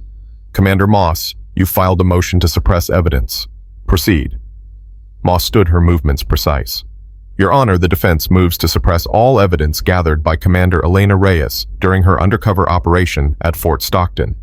The operation violated my client's Fourth Amendment rights by conducting surveillance without warrant or probable cause." The prosecutor, a young JAG officer named Captain David Chen, rose. "Your Honor, Commander Reyes was operating under proper NCIS authorization. Her investigation was legal and conducted within established guidelines. Guidelines that ignore basic constitutional protections," Moss shot back. "Commander Reyes infiltrated Fort Stockton under false pretenses, gathered evidence without my client's knowledge, and recorded conversations without consent. This is textbook illegal surveillance." Judge Martinez looked at Elena. "Commander Reyes, stand." Elena stood, every eye in the courtroom on her. "Did you conduct surveillance of Master Chief Torres without his knowledge?" "Yes, Your Honor." "Did you record conversations?" "Yes, Your Honor." "Did you obtain warrants for this surveillance?" "No, Your Honor. I was operating under NCIS authorization, which permits undercover intelligence gathering in cases involving potential criminal activity within military installations." Moss jumped in. "Permits, but doesn't make it constitutional. Your Honor, in Davis versus United States, the Supreme Court ruled that evidence obtained through covert surveillance without warrant is inadmissible. In Fletcher versus Navy, the Fourth Circuit extended this to military investigations. Commander Reyes's entire operation was constitutionally flawed from the start." Judge Martinez frowned. "Captain Chen, your response?" Chen looked nervous. This was his first major case. "Your Honor, those precedents don't apply here because Commander Reyes wasn't investigating a crime initially. She was investigating a pattern of discrimination, which is an administrative matter, not criminal. But it became criminal when she discovered evidence of assault, falsifying records, and conspiracy," Moss countered. "At that point, she should have obtained warrants. She didn't. Therefore, everything she gathered after discovering criminal activity is inadmissible." The courtroom buzzed. Ashley Morgan grabbed Elena's hand, squeezing hard. "She's winning," Ashley whispered. "She's actually winning." Judge Martinez raised his hand for silence. "I'm inclined to agree with the defense. Commander Reyes, when did you first suspect criminal activity?" Elena thought carefully. "Day 3 of the operation, Your Honor. I observed Petty Officer Chen being ordered back onto an obstacle after sustaining injuries that should have required medical clearance." "And did you seek warrants at that time?" "No, Your Honor." "Why not?" "Because seeking warrants would have exposed the operation and allowed Master Chief Torres to destroy evidence and intimidate witnesses." "That's a justification for illegal surveillance," Moss said incredulously. "Your Honor, convenience doesn't override constitutional rights. Commander Reyes made a choice to gather evidence illegally rather than follow proper procedures." Judge Martinez nodded slowly. "I'm troubled by this. The evidence may well be inadmissible." Elena felt panic rising. Torres was going to walk. Everything she'd done, everything these women had suffered, it was going to be for nothing. Then Captain Chen spoke up, his voice stronger now. "Your Honor, before you rule, the prosecution would like to present additional evidence. Evidence that predates Commander Reyes's operation and therefore isn't subject to the Fourth Amendment concerns." "What evidence?"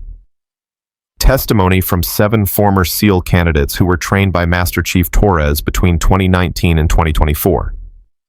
Their testimony establishes a pattern of behavior that existed long before Commander Reyes arrived at Fort Stockton." Moss's eyes narrowed. "Your Honor, that's highly prejudicial. Past allegations." Aren't allegations their documented medical records and discharge papers? 7 women, 7 nearly identical patterns of injury and discharge, all under Torres's command. That's not prejudice. That's pattern evidence. Judge Martinez considered this. I'll allow preliminary testimony, but Commander Moss, you'll have full cross-examination rights. Your Honor, this is a pretrial hearing about evidence suppression, not a trial on the merits. I'm aware, Commander, but if the prosecution can establish that Commander Reyes's investigation simply documented ongoing criminal behavior, rather than discovering new crimes that changes the Fourth Amendment analysis. Proceed, Captain Chen. Chen called his first witness. The prosecution calls Ashley Morgan. Ashley stood, her hand trembling slightly. Elena squeezed it once for support. Ashley walked to the witness stand, was sworn in, and sat. Ms. Morgan, when were you a SEAL candidate at Fort Stockton? 2019 to early 2020, sir. And who was your primary instructor? Master Chief Vincent Torres. Please describe your experience. Ashley's voice was steady despite her nerves. Master Chief Torres made it clear from day one that he didn't believe women belonged in SEAL training. He called me Diversity Barbie, and he assigned me extra physical training while male candidates rested. When I filed a complaint about Staff Sergeant Kovac grabbing my arm hard enough to leave bruises, Torres told me I was being oversensitive. Did your training differ from male candidates? Absolutely. When male candidates failed obstacles, they were encouraged to try again. When I failed, I was told maybe I wasn't cut out for this. When male candidates got injured, they received treatment and returned. When I got injured, a torn rotator cuff from a rope exercise, I was medically discharged within 48 hours. Did you believe the discharge was fair? No. 2 male candidates had the same injury that month. Both received surgery and returned to training. I wasn't even offered that option. Moss stood for cross-examination, her expression cold. Ms. Morgan, isn't it true that you failed to meet minimum physical standards on multiple occasions? I met every standard required for entry into the program. I didn't ask about entry standards. I asked about training standards. You failed the obstacle course 3 times, correct? Yes, and you failed the underwater exercises twice. The equipment was malfunctioning. Did you report the equipment malfunction? I tried, but yes or no, Ms. Morgan? Ashley's jaw tightened. Yes, I reported it. And what was the result of that report? Nothing. No one investigated. Or perhaps the equipment was investigated and found to be functioning properly, and you simply weren't performing at the required level. That's not. Ms. Morgan, you were discharged with a rotator cuff injury that you sustained during a voluntary advanced rope exercise, correct? An exercise you chose to attempt despite warnings from your instructors. Ashley's face went pale.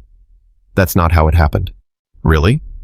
Because according to the official incident report, you specifically requested permission to attempt an advanced exercise and were warned of the risks. Do you deny signing that permission form? I signed it, but thank you, Ms. Morgan. No further questions. Ashley returned to her seat, shaking. She twisted everything, made it sound like I was reckless and incompetent. That's her job, Elena said quietly. But the jury will see through it. What jury? This is just a hearing. For now, but every word spoken here matters. The next 3 witnesses went similarly. Jennifer Wu Michelle Rodriguez, and 2 others, all telling their stories, all getting shredded on cross-examination by Moss, who was ruthlessly effective at finding small inconsistencies, blown-up incidents, any detail that could make the women seem weak or unreliable. By lunch recess, Elena could see the doubt in Judge Martinez's face. Moss was winning. She was creating reasonable doubt that the discrimination had occurred, and if she succeeded, the judge would suppress Elena's evidence, and Torres would walk. During recess, Elena gathered the remaining witnesses. She's good, better than we expected, but we have 3 more witnesses this afternoon, and then I testify. We can still do this. She's making us look like failures, Jennifer said, like we're making excuses. She's doing exactly what defense attorneys do. She's attacking credibility, but here's what she can't attack: the medical records, the pattern, the fact that 7 women had nearly identical experiences over 5 years. 1 woman, maybe it's coincidence. 2, maybe bad luck. But 7, that's systematic. What about your testimony? Ashley asked. If she did this to us, what's she going to do to you? Doesn't matter what she does to me. What matters is that I documented everything. I have recordings, videos, written observations. She can attack my credibility all she wants, but she can't attack the evidence. Unless the judge suppresses it, Rodriguez said. Then we go to the media. We hold that press conference you suggested. We make sure the world knows what happened here. The afternoon session began with the remaining 3 witnesses. Each told their story. Each got demolished on cross-examination. By 1600, even Captain Chen looked defeated. Then it was Elena's turn. The prosecution calls Commander Elena Reyes. Elena walked to the stand, was sworn in, and sat. She could feel Torres's eyes on her, filled with hatred and something else, fear. Captain Chen started gently. Commander Reyes, please state your current assignment. Naval Special Warfare Command Special Investigator. And prior to this assignment, active duty SEAL, 22 years of service, Ghost Platoon Team 3. You were a SEAL, a female SEAL. There were no female SEALs officially during most of my service. I was part of a classified integration program that began in 1999. I trained alongside male SEALs but couldn't officially hold the title until policy changed. Why was this classified? The Navy wasn't ready to publicly acknowledge female integration into special operations. So we operated in the shadows. We proved we could do the job, but we couldn't tell anyone we were doing it. How did that make you feel? Moss objected. Relevance, Your Honor. I'll allow it. The witness's background is relevant to her qualifications for this investigation. It made me feel invisible, Elena said. Like I was good enough to die for my country, but not good enough to be acknowledged for doing it. Like my accomplishments only counted if no one knew they were mine.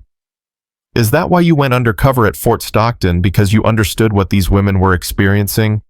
Partially, but mainly because I was the only female SEAL with extensive undercover experience. I could blend in, observe without being noticed. I understood both the training culture and the tactics used to exclude women. What did you observe during your 17 days at Fort Stockton? Elena took a breath. I observed systematic discrimination disguised as training. I observed instructors, particularly Master Chief Torres and Staff Sergeant Kovac, applying different standards to female candidates. I observed Petty Officer Sarah Chen being denied medical treatment, being forced to continue training with injuries that would have sidelined male candidates. I observed a culture where questioning authority was punished and women were expected to fail. You documented this. Yes, I have audio recordings of conversations, video of training exercises, written logs of every incident. I tracked injury rates, medical discharges, and compared treatment of male versus female candidates across every metric. And what did this data show? Female candidates were injured at 3 times the rate of male candidates. They were medically discharged at 5 times the rate. They received disciplinary action for minor infractions that male candidates were counseled for. The pattern was undeniable. Moss stood for cross-examination. Her smile was predatory. Commander Reyes, or should I call you Elena Martinez? That was your name at Fort Stockton, correct? That was my cover identity, yes. So you lied. You lied to everyone on that base about who you were and why you were there. I operated under an assumed identity as part of an authorized investigation. You lied, Moss repeated. You lied to Master Chief Torres. You lied to the candidates. You lied to the chaplain who befriended you. You lied to everyone. Isn't deception your specialty, Commander? Undercover work requires maintaining cover, yes. And how do we know you're not lying now? How do we know your testimony is truthful when you've proven yourself to be an expert liar? Because I'm under oath. As if that matters to someone who spent 22 years operating in classified programs where lying was part of the job. Moss moved closer. Let's talk about Yemen, Commander. Elena's blood ran cold. Your Honor, I object. Captain Chen said. Commander Reyes's prior operations are classified. Not anymore, Moss said, holding up a document. Commander Reyes voluntarily unsealed her Yemen record yesterday, which means it's now fair game. So let's talk about it. Commander, what happened in Yemen 18 months ago? Elena forced herself to breathe steadily. My team was conducting a counterterrorism operation. Intelligence was compromised. My spotter, Lieutenant Jessica Vance, was killed. Your spotter, who was also your friend. Your teammate. The woman you'd served with for 5 years. Yes. And you blamed yourself for her death. I was team leader. Her safety was my responsibility. But it wasn't your fault the intelligence was compromised, was it? According to the after-action report, a male intelligence officer misinterpreted signals intelligence leading to the compromise. A male officer's mistake killed your female teammate. Is that correct? Elena saw where this was going. The situation was complex. Yes or no, Commander? Did a male officer's mistake result in Lieutenant Vance's death? Yes. And isn't it true that you've held a grudge against male military leadership ever since, that you blame men in general for your friend's death? Absolutely not. Really, because it seems to me that you went to Fort Stockton with a preconceived notion that male instructors were discriminating against women. You went looking for abuse because you wanted to find it. You wanted to punish male leadership for what happened to Jessica Vance. That's not true. Isn't it? You said yourself that you felt invisible during your career, that you had to prove yourself in shadows. Don't you resent the men who made you feel that way? Don't you resent Master Chief Torres and Staff Sergeant Kovac for representing everything you fought against your entire career? I resent anyone who abuses their authority to harm people under their command. But you went to Fort Stockton specifically looking for that abuse, didn't you? You didn't go in with an open mind. You went in expecting to find discrimination because you wanted to believe it existed. I went in following evidence that suggested systematic discrimination, and I found exactly that. Or you interpreted normal training as discrimination because you were predisposed to see it that way. Tell me, Commander, during your 17 days undercover, did you ever observe male candidates being criticized harshly? Yes. Did you observe them failing exercises? Yes. Did you observe them getting injured? Yes. So male candidates also struggled, also failed, also got injured. The only difference is that you chose to interpret their treatment as normal and the female candidate's treatment as discrimination. Isn't that confirmation bias? No, because the outcomes were different. Male candidates who struggled received support and additional training. Female candidates who struggled were discharged. Or male candidates were better equipped to handle the training and female candidates weren't. Physical differences between men and women are biological fact, Commander. Men have greater upper body strength, greater bone density, greater muscle mass. These aren't opinions. These are measurable physiological differences. Physical differences don't justify systematic abuse. What abuse? Show me one instance of actual abuse. Show me one time Master Chief Torres struck a female candidate. One time he used a racial or sexual slur. One time he violated any regulation. He created an environment of intimidation, which is called training. SEAL, training is supposed to be intimidating. It's supposed to push candidates past their limits. You know this, Commander. You went through it yourself. So why is it acceptable training when applied to you, but abuse when applied to these candidates? Because the intent was different. Torres wasn't trying to make them better. He was trying to make them quit. In your opinion, based on your biased interpretation, based on your predisposition to see discrimination because of your own trauma. Moss paused for effect. Commander, isn't it true that you see Torres and Kovac as proxies for every man who's ever doubted you, every instructor who made you feel invisible, every officer who wouldn't acknowledge your accomplishments? You wanted them to be guilty because it would validate your entire career's worth of resentment. That's not... You projected your own trauma onto these women. You saw yourself in Sarah Chen, and when she struggled, you couldn't maintain objectivity. You became emotionally invested in proving she was a victim, rather than simply a candidate who couldn't meet standards. Elena's hands were shaking. Moss was good. She was taking every truth about Elena's career, every legitimate grievance, and weaponizing it to discredit the investigation. I maintained objectivity throughout the operation. Did you? Because it sounds to me like you made this investigation personal. Jessica Vance died because of male incompetence, and you've spent 18 months trying to punish men for it. Master Chief Torres just happened to be in your crosshairs. Jessica's death has nothing to do with this case. Doesn't it? You admitted that you felt responsible for her death, that you blamed yourself. Isn't it possible that you're trying to save these female candidates because you couldn't save Jessica? That you're seeking redemption through this investigation? The courtroom was silent. Everyone could see it. Moss had found the thread and was pulling it, unraveling Elena's credibility piece by piece. I sought justice for women who were systematically abused. No, Commander. You sought revenge for a career spent in shadows. You sought validation for decades of feeling invisible. You sought closure for a friend whose death you still haven't processed. And 7 women who couldn't hack SEAL training became your instruments for all of that. That's not true. Then explain to me how an objective investigator becomes so emotionally invested that she voluntarily unseals classified records to protect her case.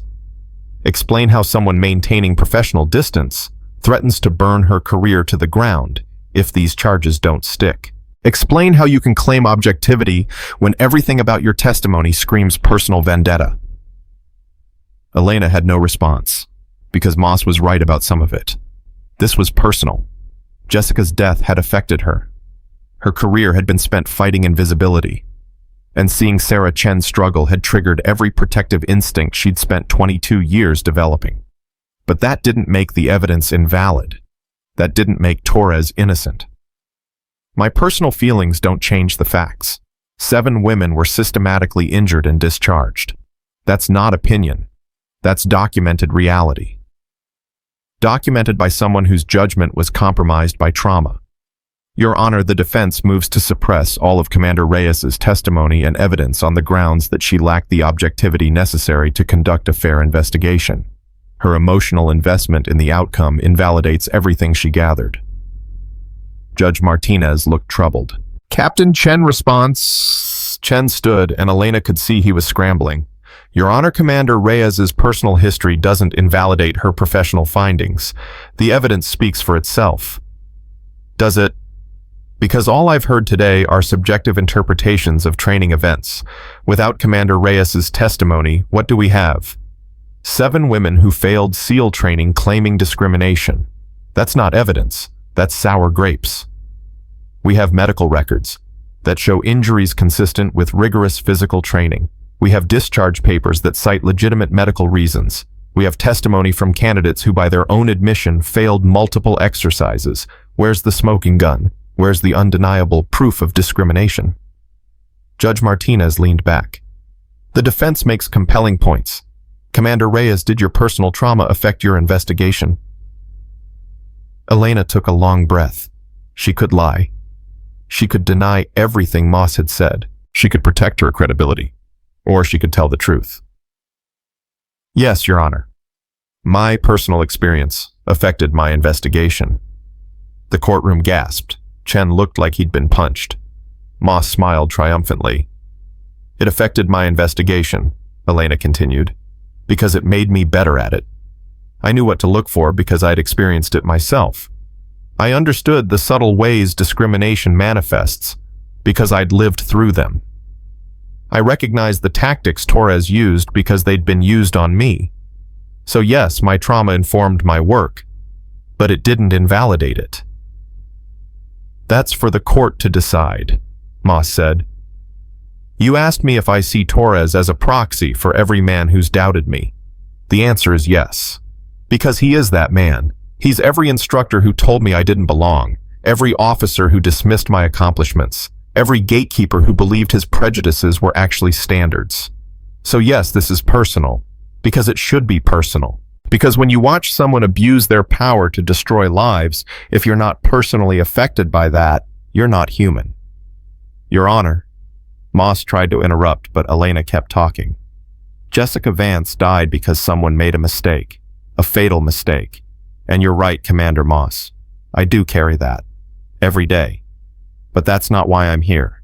I'm here because Sarah Chen almost died on a training ground while Master Chief Torres watched and did nothing. I'm here because 12 women had their dreams destroyed by a man who valued his prejudices over their potential. I'm here because someone needed to give a damn enough to actually investigate, rather than just accepting that women fail SEAL training at impossibly high rates. Commander Reyes, Judge Martinez started. I'm done apologizing for carrying your honor. I'm done pretending that objectivity means not giving a damn about the people we're supposed to protect. Torres created a system designed to break women. I documented that system. Whether my trauma informed that documentation doesn't change the reality of what I found. The courtroom was silent. Elena could feel her career hanging by a thread. She'd just admitted to everything Moss accused her of. She'd validated every argument for suppressing the evidence. But she'd also told the truth. Judge Martinez rubbed his temples. I'm going to take a 30-minute recess. When we return, I'll issue my ruling. Those 30 minutes felt like 30 hours. Elena sat with the 7 women, none of them speaking. They all knew what was coming. The evidence would be suppressed. Torres would walk. And all of this would have been for nothing. Harker approached her, expression grim. That was either brilliant or career suicide. I'm not sure which. Does it matter? Probably not. But Elena, regardless of how this turns out, you did something important here. You made people see. Even if Torres walks, the world knows now. The culture of abuse has been exposed. It's not enough. These women deserved justice, not exposure. Sometimes exposure is justice. Sometimes sunlight is the best disinfectant. The 30 minutes ended. Everyone filed back into the courtroom. Judge Martinez entered, his expression unreadable. I've considered the arguments presented by both sides. This is a difficult case involving complex Fourth Amendment issues and questions of investigator bias. Commander Moss has presented compelling arguments for suppression. Captain Chen has presented compelling reasons why the evidence should stand. But ultimately, my decision comes down to one question. Did Commander Reyes conduct an investigation that, despite her personal connection to the subject matter, generated reliable evidence of criminal wrongdoing? He paused, looking directly at Elena. I find that she did. Commander Reyes's personal experience doesn't invalidate her professional findings. In fact, it enhances them. She understood the subject matter better than an investigator without her background could have. Her emotional investment doesn't constitute bias. It constitutes expertise. The defense's motion to suppress is denied. All evidence will be admissible at trial. The courtroom erupted. Torres slumped in his chair. Moss's face went red with barely contained fury. The 7 women behind Elena grabbed each other, crying, laughing, holding on. Furthermore, Judge Martinez continued, having reviewed the evidence in question, I find probable cause to believe that Master Chief Torres engaged in systematic discrimination assault and falsification of official records. This case will proceed to court-martial. Trial date is set for 60 days from today. This hearing is adjourned. Elena stood, feeling like she might collapse. They'd won. The evidence stood. Torres would face trial. Harker grabbed her arm. You did it. You actually did it. We did it. All of us. Sarah Chen pushed through the crowd, her good arm outstretched. Elena took her hand and Chen pulled her into a hug. Thank you. Thank you for seeing me, for believing me, for giving a damn. I'll always give a damn, petty officer. That's what leaders do. Outside the courtroom, media swarmed. Cameras, microphones, reporters shouting questions. Elena pushed through, saying nothing. But Ashley Morgan stopped, turned to the cameras and spoke. 7 women were told we weren't good enough. We were told we didn't belong. We were told our failures were our own fault. Today the court said what we've known all along: we were right. The system was wrong. And the people who tried to break us will answer for it. The footage would go viral within hours. By evening, it would be national news. By morning, it would spark congressional hearings and policy reviews across the entire military. But for now, Elena just wanted to breathe. She found a quiet corner outside the courthouse and called Admiral Whitmore. I heard, Congratulations, Commander. Thank you, ma'am, but this is just the beginning. The trial will be harder. I know, but you've already won the important battle. You've proven that discrimination exists and that the Navy will prosecute it. That's huge. It's not enough until Torres is in prison. Agreed. Elena, there's something else. The Secretary of the Navy wants to meet with you. She's interested in your recommendations for reforming SEAL training culture across all facilities. Tell her I have a lot of recommendations. I'm sure you do. Get some rest. You've earned it. Elena hung up and closed her eyes, letting the Texas sun warm her face. She thought about Jessica Vance, about the friend she'd lost, about whether Jessica would be proud of what Elena had done here. She thought the answer was yes. Commander Reyes. Elena opened her eyes. Grace Foster stood there looking uncertain. Chaplain, I wasn't sure you'd want to speak to me. I wasn't either. You lied to me. Used our friendship for intelligence. I did, and I'm sorry for that. Grace was quiet for a moment. I've been thinking about what you said. About choosing between the easy thing and the right thing. I reported 12 women's complaints to the Inspector General over 6 years. Nothing happened. Nothing ever happened. And I told myself I'd done my duty by reporting it, that I couldn't do more. You did what you could within the system. No, I did what was safe, what wouldn't cost me my career. And those women suffered because of it, because people like me chose safety over justice. Grace looked Elena in the eye. You didn't choose safety. You risked everything. So I'm not here to accept your apology. I'm here to say thank you for having the courage I didn't have. Grace. And I'm here to volunteer. Whatever reforms you're planning, whatever changes you want to implement, I want to help. No more hiding behind protocol. No more staying safe while others suffer. Elena smiled. Welcome to the fight, Chaplain. Fair warning, it's going to cost you everything. Good. It should. Some things are worth the cost.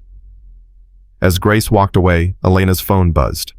A text from an unknown number. This isn't over. You think you've won, but you've just made enemies in places you can't imagine. Watch your back, Commander. The people who run this Navy don't like being exposed. Elena deleted the message without responding. Let them come. Let them threaten.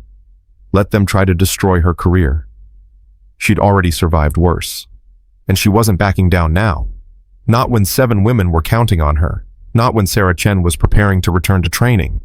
Not when the entire culture of naval special warfare was finally being held accountable. Torres would go to trial. The evidence would be presented. And one way or another, justice would be served. Elena Reyes, former Ghost Platoon sniper, had spent her career taking shots from a distance. Patient, calculated, waiting for the perfect moment. This was that moment, and she wasn't missing. The 60 days before trial moved like a storm, gathering momentum. Elena spent every waking hour preparing witnesses, reviewing evidence, coordinating with prosecutors. But the real battle was happening outside the courtroom, in the court of public opinion and the corridors of Pentagon power. 3 weeks after the hearing, Elena received a summons to Washington. Not a request, a summons. She flew to D.C. on a Tuesday morning, arriving at the Pentagon by noon. The office she was directed to belonged to Vice Admiral Robert Kensington, Deputy Chief of Naval Operations. Kensington was old guard. 63 years old, 4 combat deployments, 38 years of service. He'd been a SEAL before Elena was born, and his reputation was legend tough, uncompromising, and fiercely protective of naval special warfare's image. Commander Reyes, sit. Elena sat. The office was filled with photographs of Kensington with presidents, admirals, foreign dignitaries.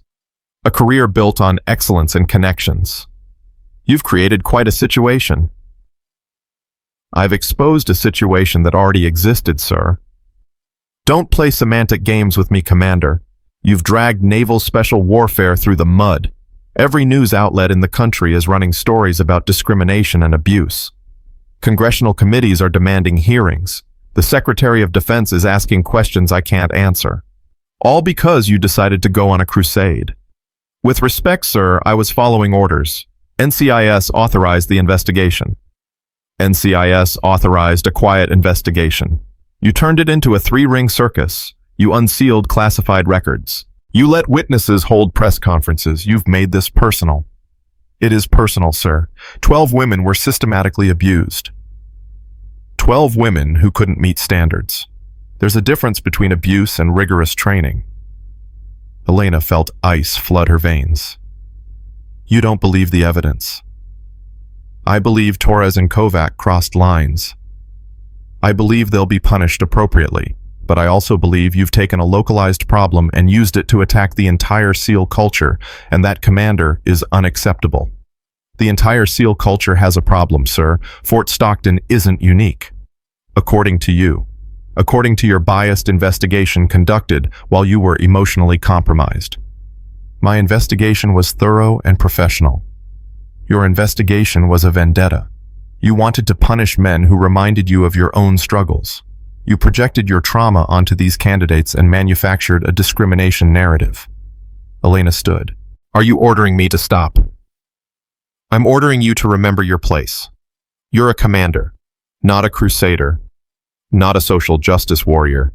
You serve at the pleasure of the United States Navy, and right now, that service includes protecting the institution, not tearing it down.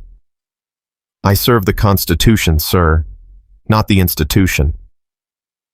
Kensington's face darkened. Careful, Commander. You're walking a very thin line between duty and insubordination. Then court-martial me. Add me to Torres's trial. Charge me with whatever you want. But I'm not backing down. Those women deserve justice, and I'm going to make sure they get it. Justice or revenge. There's no difference when the crime is systematic abuse. Kensington stood walking to his window overlooking the Potomac. You know what bothers me most about this? Not the investigation. Not even the publicity. It's that you could have been one of us. You could have risen through the ranks, quietly proven that women can succeed in special operations without making it a crusade. Instead, you chose to burn everything down. I chose to tell the truth. You chose to validate every stereotype about women in combat, that you're too emotional, too sensitive, too focused on feelings over mission accomplishment. You've set female integration back a decade. No, sir. Men like Torres set it back decades. I'm just refusing to let them get away with it anymore. Kensington turned to face her. Here's what's going to happen. You're going to testify at the trial. You're going to present your evidence. And when it's over, regardless of the verdict, you're going to quietly retire. Medical discharge. PTSD from Yemen. Honorable full benefits, no black marks. You get to walk away with your reputation intact. And if I refuse, then we audit your entire career. Every operation, every decision, every report. We find something, and trust me, we'll find something, and you get dishonorably discharged. No benefits, no pension, no legacy. You become a cautionary tale about officers who let personal agendas override duty. Elena felt her hands shaking with rage. You're threatening me because I exposed corruption. I'm protecting the Navy from an officer who's become a liability. There's a bigger picture here, Commander. Recruiting is down. Retention is down. Public confidence in military leadership is at an all-time low, and your crusade is making it worse. So yes, I'm asking you to fall on your sword for the greater good. The greater good of covering up abuse. The greater good of maintaining an institution that's protected this country for 249 years. Sometimes that means sacrificing individuals for the collective. You should understand that. You're a SEAL. Or you were. Elena walked to the door. I'll testify at the trial, sir. And after the verdict, I'll make my decision about retirement. But it'll be my decision, not yours, Commander. And one more thing, sir. You asked what bothers you most about this. Want to know what bothers me most? That admirals like you value the institution more than the people within it. That you'd rather protect abusers than admit we have a systemic problem. That you see women like me as threats instead of assets. So no, I won't quietly disappear, because the only way things change is if people refuse to stay quiet. She left before Kensington could respond. In the hallway, her phone buzzed. Harker, where are you? We have a problem. On my way. What's wrong? One of the witnesses just recanted, says she was pressured to testify. Elena's stomach dropped. Which one, Morrison? She's claiming you coerced her into making false allegations. Elena called Harker immediately. What happened? She filed an affidavit this morning. Says you threatened her career if she didn't testify. Says the whole thing is a witch hunt and she wants no part of it. That's insane. I never threatened anyone. I know that. You know that. But Torres's attorney is already filing motions to dismiss based on prosecutorial misconduct. If Morrison's story holds, it could contaminate the entire witness pool. Who got to her? That's the question. Someone with enough influence to make her flip completely. She was solid 2 weeks ago. Now she's recanting everything. Elena thought about her meeting with Kensington, about his threats, about the bigger picture he kept mentioning. They're trying to tank the case from the inside. Who's they? Old Guard. The admirals who see this trial as an attack on naval special warfare. They can't stop the trial, so they're destroying our witnesses. That's conspiracy theory territory, Elena. Is it Morrison was solid, absolutely solid, and now suddenly she's claiming coercion? Someone got to her, someone with power. Even if that's true, we can't prove it, and without proof, it's just speculation. Elena paced the Pentagon parking lot. We need to talk to Morrison, face to face, find out what happened. Her attorney won't let us near her. Then we go around her attorney. Where is she? San Diego, living with her sister. I'm flying out tonight. Elena, that's a terrible idea. If you approach her directly, it'll look like witness tampering. It'll look like an officer checking on the welfare of a former candidate. I'm going. 6 hours later, Elena was in San Diego, standing outside Morrison's sister's apartment. She knocked. The door opened to reveal Rachel Morrison, looking 10 years older than her 24 years. Commander Reyes, I can't talk to you. I know. Your attorney told you not to, but I need to understand what happened, Rachel. 2 weeks ago, you were ready to testify. You were angry, determined. What changed? Morrison looked over her shoulder nervously. Nothing changed. I just realized I was wrong, that I misinterpreted what happened at Fort Stockton. Who told you that you misinterpreted it? Nobody. I figured it out myself. Rachel, you're lying, and you're not very good at it. Someone got to you. Who was it? Please leave. Not until you tell me the truth. Did someone threaten you? Offer you money? Promise you something if you recanted? Morrison's eyes filled with tears. They said my dad would lose his pension. He's a Master Chief, served 30 years. They said if I testified, they'd audit his career. Find some excuse to revoke his retirement benefits. My mom's sick. They need that money. I can't let him lose everything because of me. Elena felt rage building. Who told you this? I don't know his name. Some admiral. Called me 3 days ago. Very polite, very clear. Said the Navy takes care of its own and my testimony would make me an outsider. Said my father had made some questionable decisions during his career. Nothing serious, but enough to justify an audit if they wanted to look closely. That's extortion. That's reality. My family can't survive without Dad's pension. I have to recant. Rachel, if you recant, Torres walks, and everything you suffered was for nothing. I know, but my family comes first. I'm sorry, Commander. I really am, but I can't sacrifice my parents for this. Elena wanted to argue, wanted to tell Morrison that she was letting Torres win, letting the system protect itself. But looking at the young woman's terrified face, she understood. Sometimes the system was too big to fight. Sometimes protecting your family was the only choice that mattered. I understand, and I'm sorry they put you in this position. But Rachel, I need you to document everything. Every call, every threat, every word. Put it in writing. Even if you can't testify now, maybe someday we can use it. They'll destroy my father. Not if we destroy them first. Trust me. Morrison nodded, still crying. Elena left her mind racing. She called Harker from the car. They're threatening witnesses' families, using pension revocation as leverage. Morrison's father is a Master Chief. They told her if she testifies, they'll audit his career and strip his retirement. Jesus, that's organized. That's not Torres's attorney. That's institutional protection. It's Kensington. Has to be. He told me this afternoon that the Navy needed to protect the institution. This is what he meant. They're systematically destroying our case. What do? We go public. We expose what they're doing. Force them into the light where they can't threaten people in the shadows. Elena, that's dangerous. If you accuse admirals of witness tampering without proof, then I'll have my proof. Morrison documented the call. And I'm betting she's not the only one who's been contacted. We interview every witness, find out who else has been threatened, build a parallel case. You really want to go to war with the Pentagon? They declared war on me. I'm just returning fire. The next 3 days were a whirlwind. Elena contacted every witness personally. 2 others admitted to receiving similar calls, always anonymous, always threatening family members, always offering an out if they recanted or refused to testify. She compiled everything and brought it to Captain Chen, the prosecutor. His face went white as he read the documentation. This is beyond my jurisdiction. This is IG territory. Maybe DOJ. Then we bring it to them, file charges, expose what's happening. Elena, you don't understand.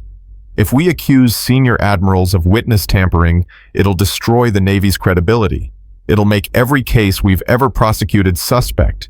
It'll create a crisis. Good. Maybe a crisis is what we need. You're willing to burn down the entire institution. I'm willing to clean the rot out of it. There's a difference. Chen was quiet for a long time. Then he said, I'll take this to my chain of command. Let them decide how to proceed. But Elena, you need to understand something. If this goes public, if we start investigating admirals for corruption, your career is over. They'll make you the villain, the disgruntled officer who went rogue, the emotionally unstable woman who couldn't handle combat trauma. Let them try. I've survived worse. But 2 days later, Chen called with bad news. The chain of command isn't pursuing it. They're calling it hearsay, unverifiable allegations from witnesses with credibility issues. They won't investigate. They're covering it up. They're protecting the institution from itself. Elena, I'm sorry. I tried, but there's nothing more I can do. Elena hung up and stared at her phone. Morrison was gone. The witness tampering wouldn't be investigated, and the trial was in 3 weeks. She called an emergency meeting with the remaining 6 witnesses. They gathered at a hotel conference room in San Diego. Ashley, Jennifer, Michelle, and 3 others, all of them scared, all of them angry. I won't lie to you, Elena said. They're coming after us. They're threatening families, destroying careers, doing everything they can to make this case disappear. Morrison's already gone. Others might follow. And the Navy won't investigate because investigating means admitting the corruption goes all the way to the top. So what do? Ashley asked. We have a choice. We can back down, recant, walk away. Let Torres take a plea deal for lesser charges. Let the system protect itself. Or we can fight. We can testify despite the threats. We can expose everything. We can force the Navy to choose between justice and institutional preservation. They'll destroy us, Jennifer said quietly. Probably. But they'll destroy us anyway if we back down. At least this way we go down fighting. Michelle stood. I'm testifying. I don't care what they threaten. Torres needs to pay for what he did. I'm in, Ashley said. One by one, the others agreed. 6 women against the entire institutional weight of the United States Navy. 6 women who'd already been broken once and refused to be broken again. Thank you, Elena said, her voice thick. Thank you for being braver than you should have to be. The trial began on a Monday morning in late August. The courtroom was packed with media, military brass, and spectators. Torres sat at the defense table in his dress uniform, every ribbon and medal gleaming. Beside him, Commander Moss looked confident, prepared. The prosecution table held Captain Chen, 2 JAG assistants, and Elena. Behind them sat the 6 remaining witnesses and Sarah Chen, her arm finally out of the sling. The military judge, Captain Ruth Anderson, entered. She was known for being tough but fair, exactly what this case needed. The prosecution's opening statement was straightforward. Systematic discrimination, documented abuse, pattern of behavior spanning 6 years, 12 women destroyed, 1 man responsible. Moss's opening was surgical. She attacked Elena's credibility. Morrison's recantation, the inconsistencies in witness statements. She painted Torres as a dedicated officer maintaining rigorous standards against politically motivated attacks. The first week was brutal. The prosecution presented medical records, discharge papers, training logs, mountains of evidence showing that female candidates were treated differently than male candidates. Moss countered every point. Physical differences between men and women. Higher injury rates explained by biology. Discharges justified by legitimate medical concerns. Every piece of evidence reframed as natural consequence rather than systematic abuse. The witnesses testified. Ashley went first, telling her story with quiet dignity. Moss's cross-examination was vicious, but Ashley held firm. Jennifer followed, then Michelle, then the others.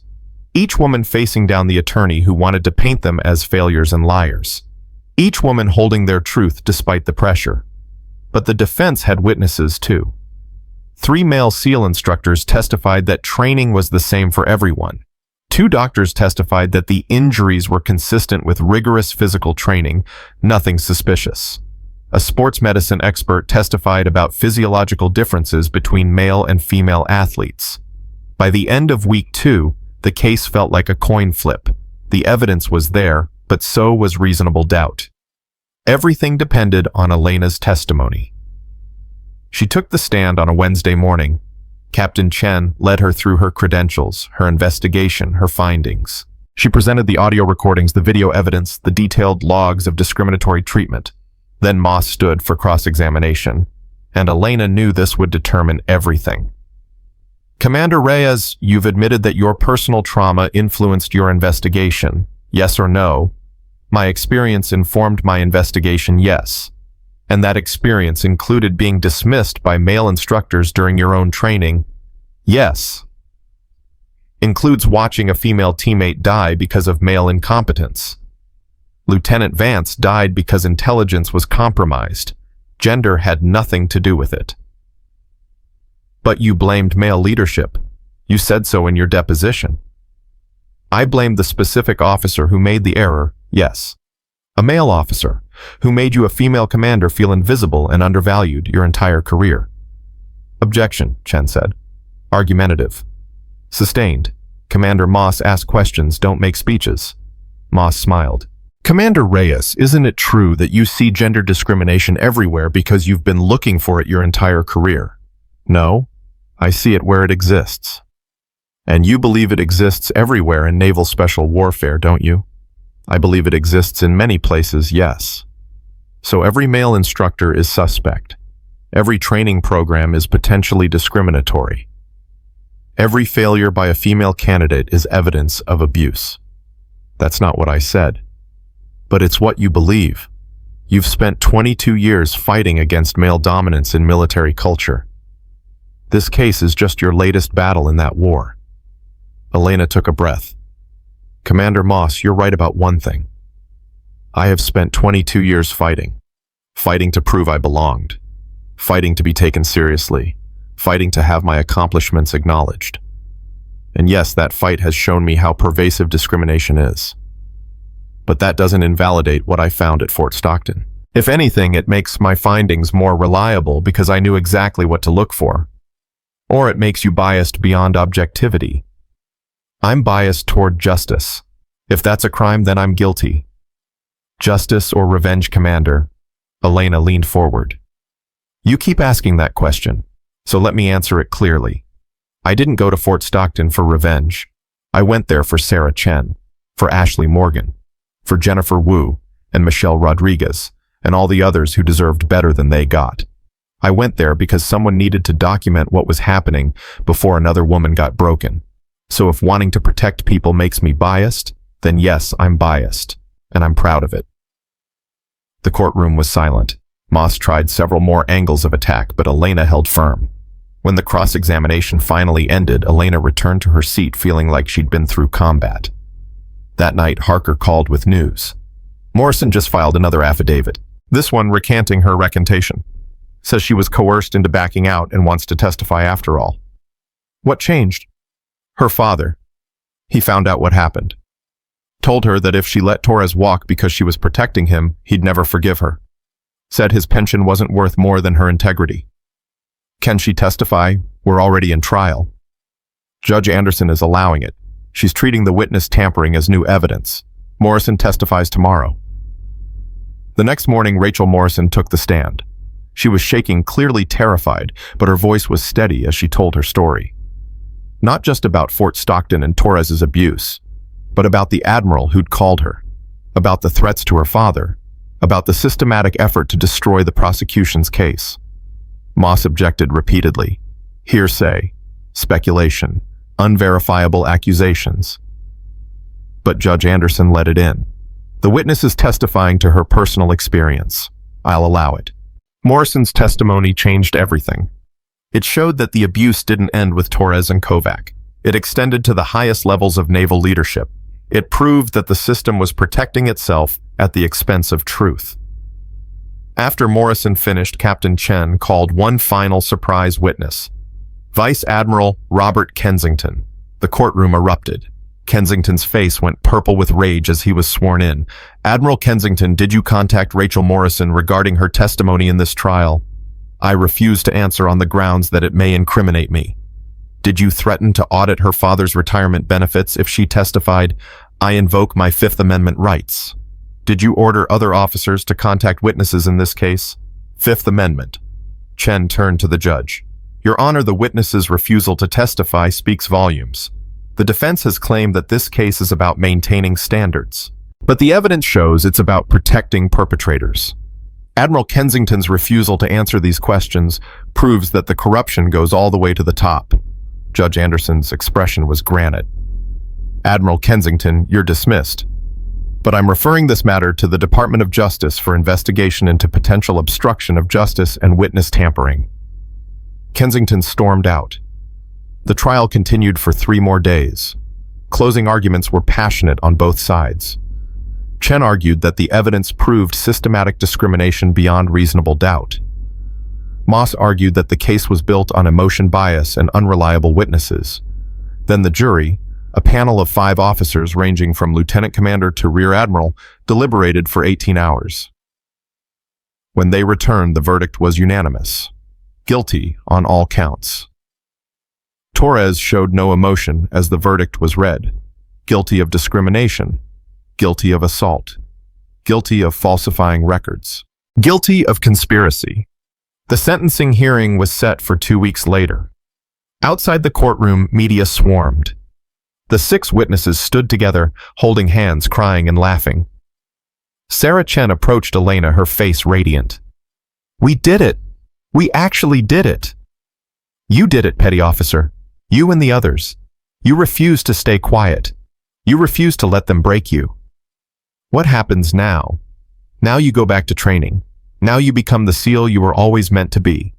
And now the system starts changing. 2 weeks later, Torres was sentenced to 12 years in military prison, dishonorable discharge, forfeiture of all pay and benefits. Kovac received 8 years. 3 other instructors who'd been part of the conspiracy received sentences ranging from 3 to 5 years. Admiral Kensington resigned before formal charges could be filed, taking early retirement to avoid prosecution. 2 other flag officers were quietly forced out. But the real victory came 6 months later when Sarah Chen graduated from SEAL training at Coronado. She was the first woman to graduate since the Fort Stockton scandal, and she did it with honors. Elena was there for the ceremony, watching from the audience as Chen received her trident pin. Afterward, Chen found Elena in the crowd. Thank you for everything. You did this yourself. I just made sure you got a fair shot. What will you do now? I heard you're retiring. Elena nodded. Medical discharge, PTSD, which is partially true, but also partially because the Navy doesn't know what to do with officers who expose corruption. Easier to let me go than deal with me. That's not fair. No, it's not. But I got what I wanted. Torres is in prison. The system is changing. Women like you are succeeding. That's worth my career. Is it really?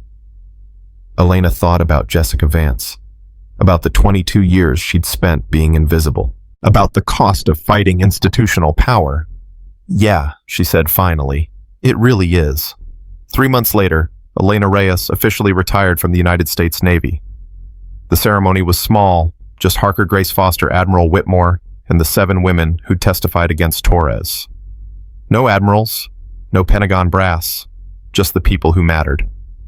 Whitmore presented Elena with her retirement flag and a letter from the Secretary of the Navy commending her service. It was carefully worded to avoid mentioning Fort Stockton specifically, but everyone knew what it meant. After the ceremony, Elena stood with the 7 women outside the base chapel. They'd all come from different parts of the country for this, to say goodbye, to say thank you. "What will you do now?" Ashley asked. "Honestly, I have no idea. Maybe consulting, maybe teaching, maybe nothing for a while." "You should write a book," Jennifer said. "Tell the whole story. Make sure it's never forgotten." "Maybe, but the story isn't mine to tell. It's yours. You're the ones who suffered. You're the ones who fought back." "We fought back because you showed us how," Michelle said. "You proved that the system could be beaten, that justice was possible.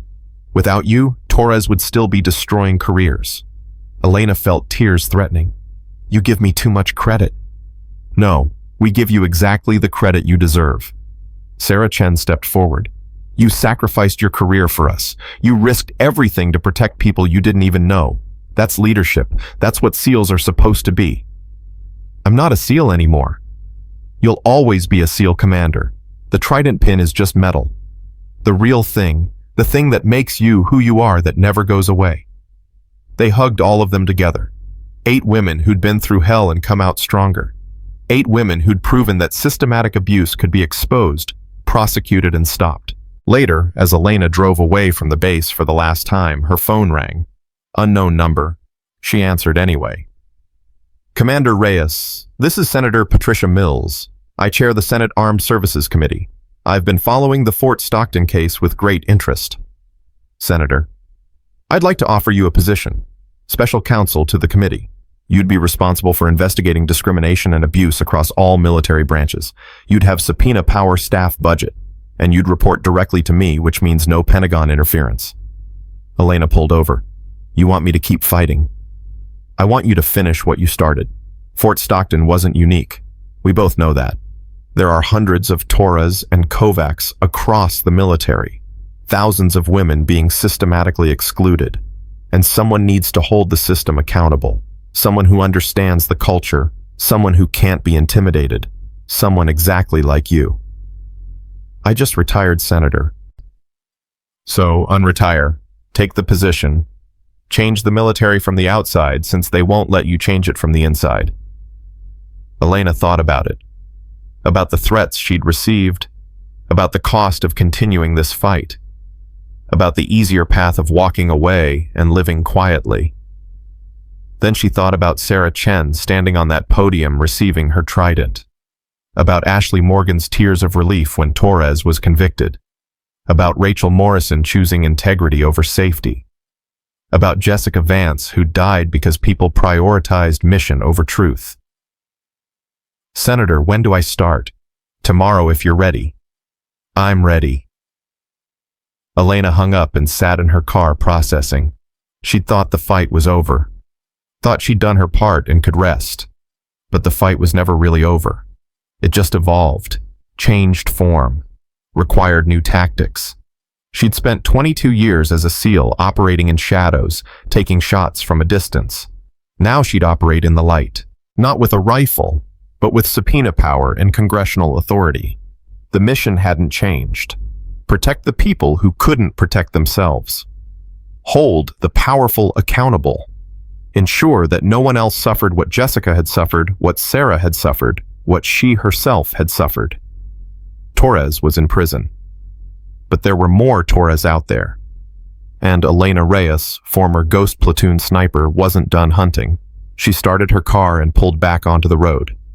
Not toward home, toward Washington, toward the next fight, toward a future where women in uniform didn't have to be twice as good to be considered half as worthy, where systematic abuse was prosecuted, not protected, where the trident pin meant honor and integrity, not toxic masculinity disguised as standards. The water they'd thrown on Sarah Chen's face that scorching morning at Fort Stockton hadn't broken anyone. It had baptized them, forged them in fire, made them stronger than the system that tried to destroy them. And now, with Elena leading the charge from a position of real power, that system would finally face the reckoning it had avoided for too long. Because some shots you take from a distance, patient, calculated, waiting for the perfect moment. And some shots you take up close, looking your target in the eye, making damn sure they understand exactly who pulled the trigger and why. Elena Reyes had spent her career learning how to do both, and she was just getting started. Retry,